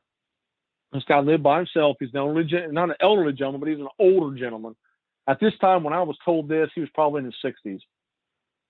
I think he's now passed on because the land was sold. But the guy that told me this, his son came over with his girlfriend one night, a cool summer night, and he told his dad, he said, "Hey," I said, "we're going to drive back here to the pond in those woods." He said, "I'm him and his girlfriend were going to, fool around a little bit in the back seat of the car." And he said, "I don't think I'd do that." He said, "Old man catch you, you'll be in trouble." And he said, "I just wouldn't do it." He said, "Oh, it'll be all right." So they get back there, and he said they weren't even there 5 minutes. And this old man's on them with a shotgun. Told him to get out of there, that there were worse things than him in these woods at night. Mm. And he got out of there. But this old man he had surveillance cameras, all over the place, and had lights at his place. His place was lit up big time. And in those woods and that pond and all that area back there, it was black as night when night would come rolling around. It'd be black. But he had cameras everywhere, and everybody that lived out there thought that was really strange why this old man had cameras everywhere. And there was nothing back there to steal. I mean, the fish in the pond, they weren't that big. You know what I mean? And if there was any kind of hunting, I mean, hunting's hunting. You kind of get lucky to get anything. So I just thought that was another strange story that somebody had told me, about this place. And I'd seen another place like this when I used to run down towards Indianapolis. I'd be out in the country running. I used to haul gas years ago, and I come across this place that we had to take gas to one time, and it was a nice chunk of land, and it had like 8 foot high fence, had 3 strands of barbed wire at the top, and they weren't facing out, they were facing in. Because if you're facing out, you're trying to keep people out. And if you're facing in, you're trying to keep something in. And this thing had those big security cameras everywhere around this property. And I always thought that was really strange, that somebody that far out would have that kind of a security system. You know, always made me wonder what was there. Jamie, do you think that it would be possible that this man almost created on his property like a kind of a preserve, like he was protecting the Bigfoot from the people, or he was in fact protecting the people from the Bigfoot? Probably a little bit of both, I would imagine. I mean, the dome that was on that map, you know, and I know another place that's got a dome that size. I'll tell you about that here in a second. The dome was really big. If I had to guess, it was probably, from the satellite pictures that I got off of Google Maps, that dome was probably 20 foot in diameter. I mean, it would show up on the map in these woods. It's like there was a little section cleared out, and then right in the center of that cleared out section was this big dome, branches and grass and all kinds of stuff piled up there. So it just always made me wonder why. Yeah, and if it's hollow. Yeah, and you know, with all the security cameras, you know, who knows what was going on back there. I mean, I don't think they were, you know, cooking meth or growing marijuana, but it just, you know, weird, just very strange things like that. And the county to the north of us, actually, my buddy that I hunt with, on his parents' property, where their property ends, there's a creek, and then on the other side is the farmer. He owns the woods there, and he owns the fields out there. Well, when we go out there and practice our shooting and stuff like that, he had a great big dome on his property, and I took pictures of this. I've got them somewhere. I try to keep everything together, and I've got just about everything together. But I took pictures of this dome, and it was a good sized dome. I mean, it had branches and sticks, and I mean, it was good sized dome. And he had no trespassing signs put up everywhere. But I mean, I just thought, why would you take time? You know what I'm saying? In the woods, why would you take time to build something like that? What for? I mean, it's woods. Who cares what limbs and sticks fall? Right. Well, and that does remind me of when Ramona Bell and I went out to a property in Kentucky for Sasquatch Chronicles. And you know, that whole area of Kentucky, the neighbor, we interviewed the neighbor, he came down, like everybody was having experiences, either auditory or visual or both. And one of the properties that we went on, this guy had a huge swath of land, same thing. And he let us wander around through, and there actually was, in fact, not quite that big as that first one that you mentioned, but these dome structures. And it's no different than you take a bird's nest, a big bird's nest, you maybe drop the bottom a little bit bigger or you know, taller if you flip it on its head, and then you cut a door in it. And that's what it was like. It was amazing that it was even standing. Now, I did not see a door on the domes on the Google map. I could not see where there was a door because I tried to make it as large as I could on my computer, but I couldn't get it that big. No, if it's right from the top, you're not going to see it. Like it's not cut out so big that you could kind of walk straight in. If it was that tall, it wasn't quite, but you would have to duck down. But you know, it's basically like taking a bird's nest, flopping it over, making it a little bit taller, and then cutting this little opening in the front. That's what it was like to be on the ground with, you know, what we thought was possibly, we're not saying for sure, but what may have been some Bigfoot structures, some nests of some sort. Yeah, and the dome that we found at my buddy's parents' place on the farmer's property, it was long. It wasn't like round. It was just oblong. You know what I mean? Right. But I could not see an opening or nothing because, you know, we had to go across the creek and then walk to. Right. You could see it from their property. You could see it, but you just couldn't get over to it. It's kind of difficult to get to it. And they said the guy that owned that property, they said he was a real jerk about people being on his property, which I understand. I get that. But, yeah. You know, it's just strange. Why would you waste time doing that? I couldn't figure it out. So just another thing I couldn't explain. But I'll tell you, to get off the Bigfoot, the last 2-3 years, we've had something really strange here in the neighborhood. I'm not the only neighbor here that's seen or heard things. And I took pictures of all this too. So I've got a portfolio full of pictures. I was finding some really strange tracks. It started about three winters ago. And we would find these strange tracks in the snow. Nothing comes around when the weather's nice. It's always wintertime when the snow, after a good snow too. We would find these prints and they'd have they'd have nails at the end of them. Okay. You'd see the nails had went sunk down into the snow. And from print to print, we had almost 5-foot strides. We found them in the park, which is catty corner across the street from my house. We find them all through the park. I found them in the neighbor right across the street from my house, directly across the street from my house, the neighbor, which that property sat vacant for about 2 years after she passed away. We found prints over there. I found them on the side lot that I own next to the property that I live on now. And I found a big handprint. And I took scale, and everybody looks at that. I showed a few people this handprint picture, and they say, "Oh, you did that. That looks like the same size as your hand." And I've got some pretty big hands, but I'm telling you, this wasn't my hand. And where this print was, everything around it had been, like, snow had been disturbed, the ground had been disturbed, but this handprint sat there by itself. And I thought that was really strange. So I took a picture of it and I put my hand next to it for scale. And then the prints that we took pictures of, and I took tape measures out there, and I had my son help me, and we'd measure them off. I'd take some good detailed pictures, but it got really strange. Last December or December before? I think it was a December 4. I was listening to Josh Turner's podcast, and I'll tell you what day it was. It was December the 15th.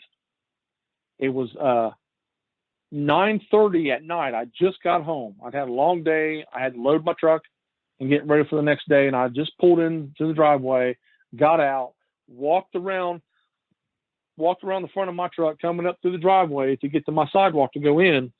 And it was cold outside, but it wasn't too cold. It wasn't bad. But there was some snow on the ground here and there. Things were melting. We just had a snow, and the temperature rose and it melted off a lot of it, but there's still some around.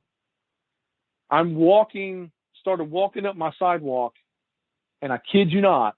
And I've called Josh. I've tried to talk to Josh, tell him about this. I mean, I called him like the next day trying to get a hold of him, leaving him, voicemail or text message, instant message, whatever. And I've got no response back from Josh, which is fine. I understand.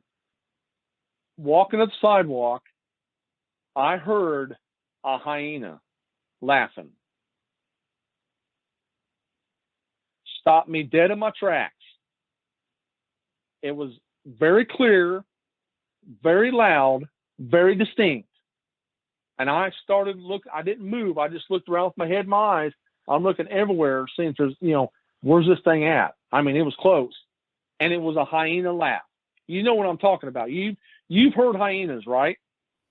Yeah, they almost sound demented. It's a crazy sound. At least, I mean, I've never heard it in person, but when you hear the recordings, it's creepy. Yeah, it was a hyena. It creeped me out. I was like, what in the world? So I get in the house, and I told my wife, I said, you won't believe what I heard. I told her, and she's like, oh, okay, whatever. And I'm like, I don't think I'm going to let the dog outside tonight. If I do, I'm going to stand on the porch with a 45 until he does his business, which is what I done. And I did the same thing the next morning. I mean, it was the craziest thing. But it gets crazier. No, wait, Jamie, before you go on, I got a question for you, because you mentioned tracks in the snow and you mentioned nails, but what shape are the tracks? They are dog tracks. Ah. And they're 3-toed. And there's 3 nails. Some of them have 2 nails, some have 3. You can see the paw prints, and you can see where it leaped from here, landed 5 feet away. Last winter, my neighbor, he's an elderly man, lives by himself. He was awoken in the middle of the night by something at the back of his house. It was scratching, making all kinds of noises. He said he kind of laid there for a little bit, didn't know whether to get up or not, but eventually he did get up. He didn't turn on any lights. He eased through the house to the back where the kitchen was, and he was peeking out through the curtains, trying to see what he could see.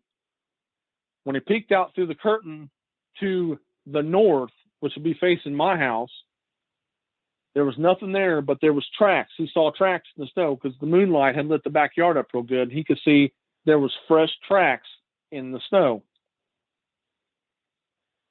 So when he gets up the next morning, and I'm already gone for work, and I told him, I said, why didn't you call me and tell me? I'd have come right over. I'd have been right over. When he gets up the next morning, he walks out there, and he's looking at the tracks in the backyard. And they had one of the strides was 6.5 feet apart. Yikes. From the other ones. When he walked out from the backyard to the front yard, he saw tracks in the front yard going diagonally coming across the street, which I tracked the same ones.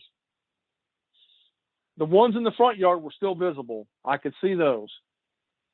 I could follow them from there. I could trace them backwards through the lady across the street's yard, over the fence that goes in the park and through the park and down to the ditch line. But the tracks on the back side of the fence in his backyard, they had basically were starting to dissipate and go away because there was snow back there. But in Indiana, the weather changes every 10 minutes. It'll change and it'll get super warm or get super cold. It's this year's been up and down real bad. We haven't even had, what is this, January the 19th, 18th? We haven't had snow yet. Strange, real strange. Well, I should say my area that I live in, we've not seen snow. We've had some light dustings, but we've not seen snow. But in his backyard, he found those prints. They led up to his house. They walked back and forth around his house, the backside of his house, and then they went into the woods and disappeared. Now, here's the thing. The last print in his front yard that we found to the first print that he showed me, he walked me over and said, this is where I saw the first print at. And I do apologize. This was like 2 days later when he finally told me. So, this is all we could find. And it's nerve-wracking. I wish he'd have said something to me sooner. But he has a privacy fence that goes from the front edge of his house over to the front edge of my house. It's all painted the same. And the privacy fence is about 6 feet, 6.5 feet, depending on where you're at in the yard with the grade level of the ground and stuff. So from the last print in the front yard to the first print in the backyard was a 12-foot jump. It jumped over the fence and landed over. From that print to the other print, we measured it was 12 foot. Mm-hmm. I got an idea what I think it is. He has no idea. He said, I've never seen nothing like this in my entire life. I mean, did you say the word Dogman, or have you ever heard of Dogman, or what? No, I've heard of Dogman. No. I was saying, did you say that to him? Has he ever heard of Dogman? I talked to him about it. I told him about it, and he just kind of looked at me and he said, "Are you serious?" And I said, they're sighting them all over the place. I mean, in North America, Canada, overseas.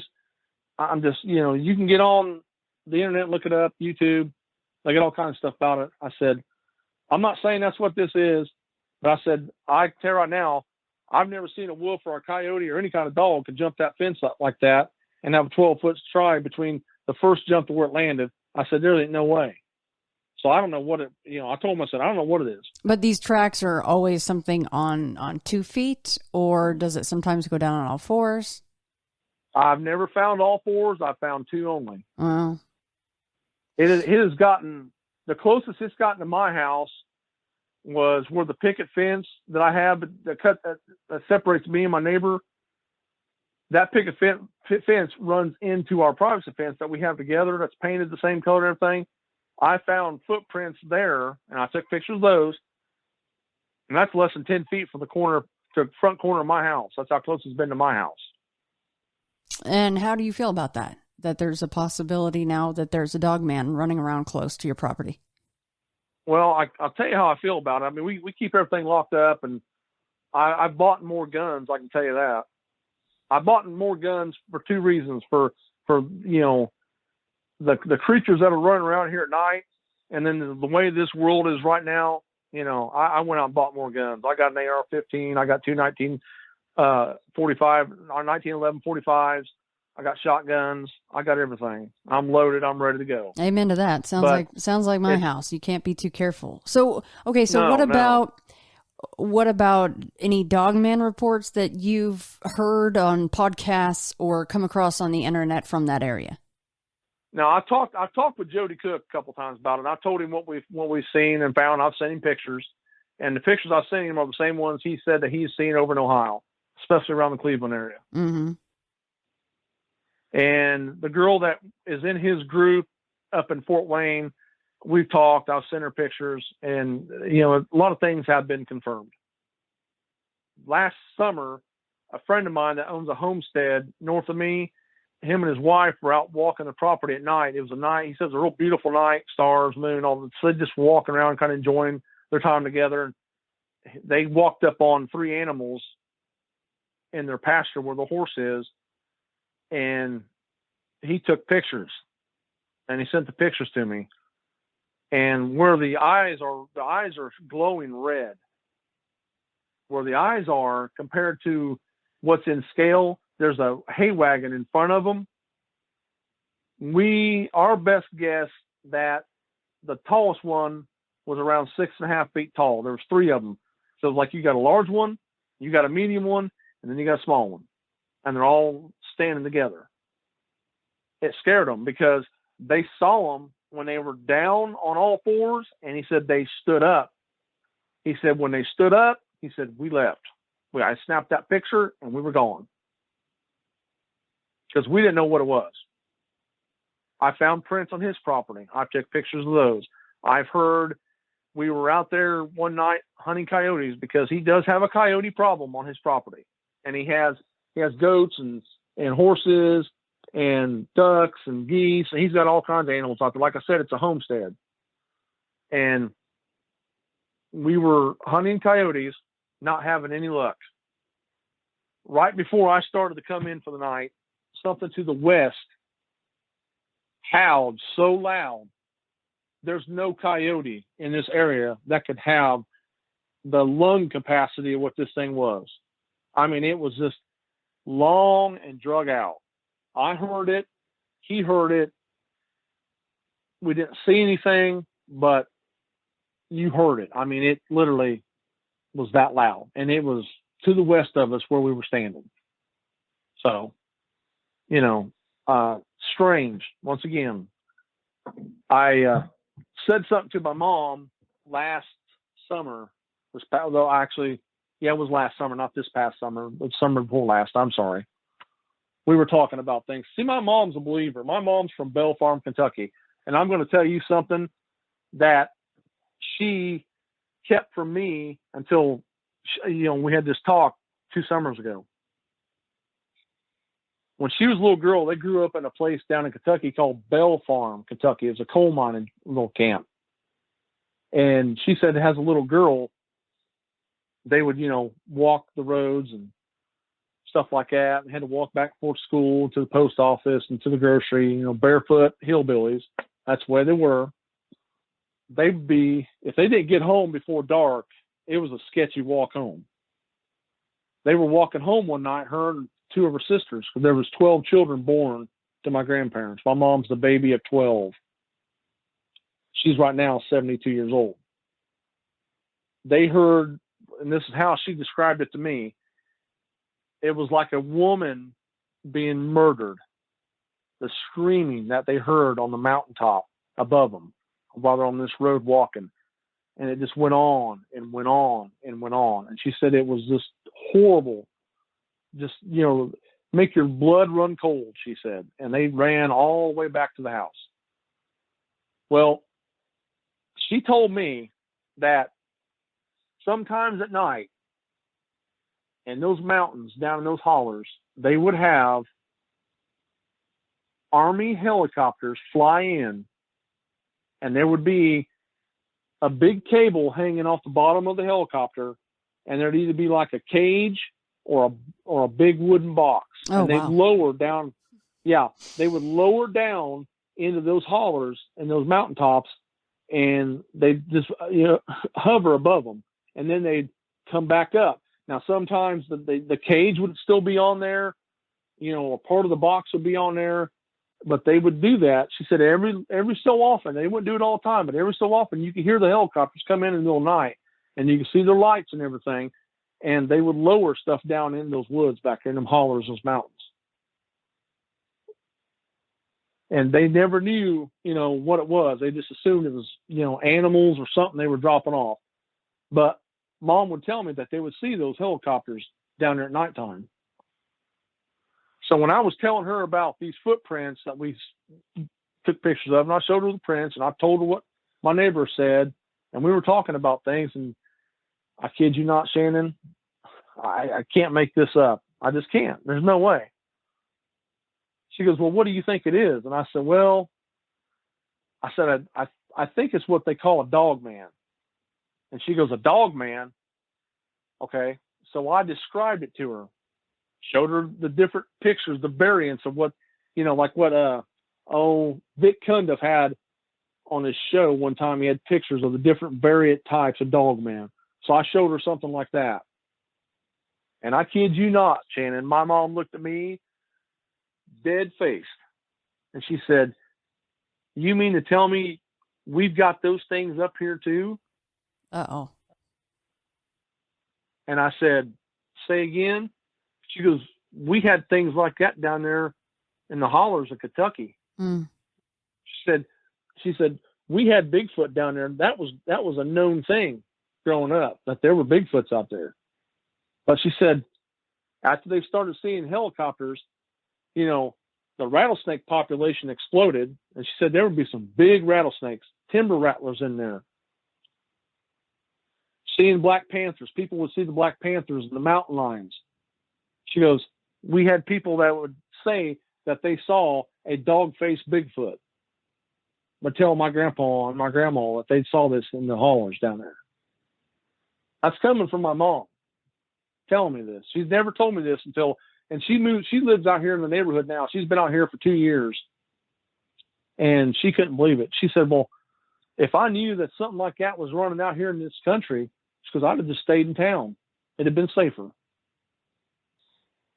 So Jamie, has the Bigfoot activity and Dogman, what we're supposing is Dogman activity and Bigfoot activity, of course, has it ever overlapped time frame wise? No. The Bigfoot are gone. Then the Dogman, like I said, the last couple of 2-3 years, we've been seeing these tracks. They've been coming in starting around December, especially when we start getting snow on the ground or get a heavy snow. The Bigfoots have always seemed to leave, right before December or the big snow comes in. I mean, that's at least interesting, right? That the activity is so different and the traces left behind are so different that you can identify the fact that, okay, this is now something else that we're dealing with. So that kind of goes off of what we've heard, that they seem to respect each other's boundaries when they are in the same area. They just move off to other areas certain times of the year and okay, you can have this for this time frame.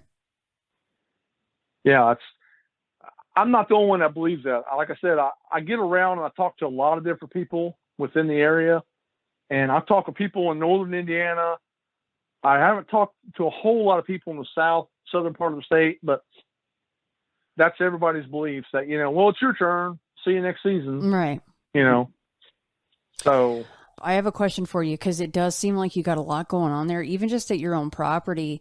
Have you thought about even just leaving audio recorders out? I mean, the visual thing that's a tough go. I think that everybody realizes that Bigfoot and probably Dogman, they would see something stuck on a tree like a trail cam and either rip it off or just avoid it. They're pretty good at that. But maybe an audio recorder even left on your porch or something could capture some auditory happenings there.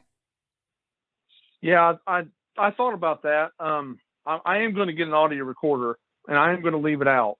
I found a perfect place to hang a trail camera, and I'm going to hang it up. It's going to be pretty high up, but where I hang it, it's going to have a huge viewing area, 360. And the area that it's going to view is basically the same area we've been finding the prints. So that's going to be going up here shortly. And last question, because I know if I don't ask this because you've been mentioning them, I can put it in show notes, but a lot of people don't actually go to the website, and that's okay.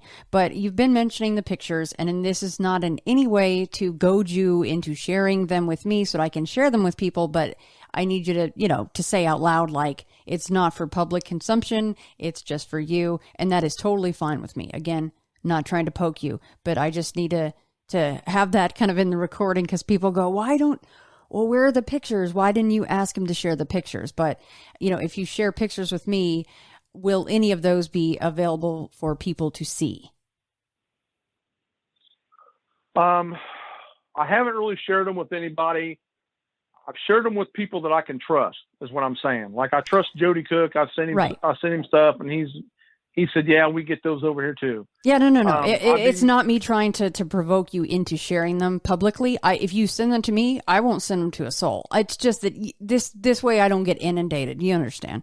With that way, right, yeah. Everybody knows I've asked you and you said, no, I'd rather not share them publicly. And people need to understand, if you share a photo almost of anything nowadays, all you do is get ripped apart. So I don't blame you for not wanting to share them publicly. So no, that's all I need to know. You don't even have to explain, because I've done the same thing.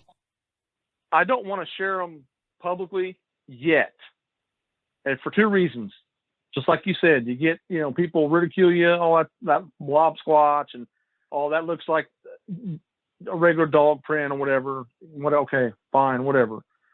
But two, I don't want to get a bunch of people coming out to where we live in our quiet little neighborhood, of course, and causing a ruckus. Of course. Because, people will dig and dig until they find out where you're at. Yes, they will. And, there's sleuths, and they're smart, and they can do that, and you don't want that. No, absolutely not. No, thank you so much, Jamie. And if you do end up sending me anything, just know that it will stay with me. I constantly get asked for all kinds of things of past guests, and I'm a steel trap. I don't mess with that kind of stuff. I'm very professional when it comes to guest info and keeping my word on that stuff. So you have no problems there. I would love to see anything that you've mentioned that you feel like sending to me. But will you do me a favor? Because it sounds like, the Bigfoot stuff is already really cool. That sounds like you've got active happenings there Bigfoot wise, but now you've got the Dogman stuff going on. And I would love for you to keep in touch with me and to be just kept informed about what's going on, like basically right in your own backyard. Yeah, I can do that. Just send me your address when we get done here today, and I'll take some time out and make copies of all the stuff I have, and I'll try to get it sent to you as soon as I can. Well, that would be amazing. Thank you. I would appreciate that. Yeah, we have to keep sharing the info. I say it every time. I know everyone's rolling their eyes, but people like you being able to come forward, or being willing, I should say, being willing to come forward makes all the difference. So I really appreciate that. But Jamie, thank you so much. Thank you. I'm glad we talked.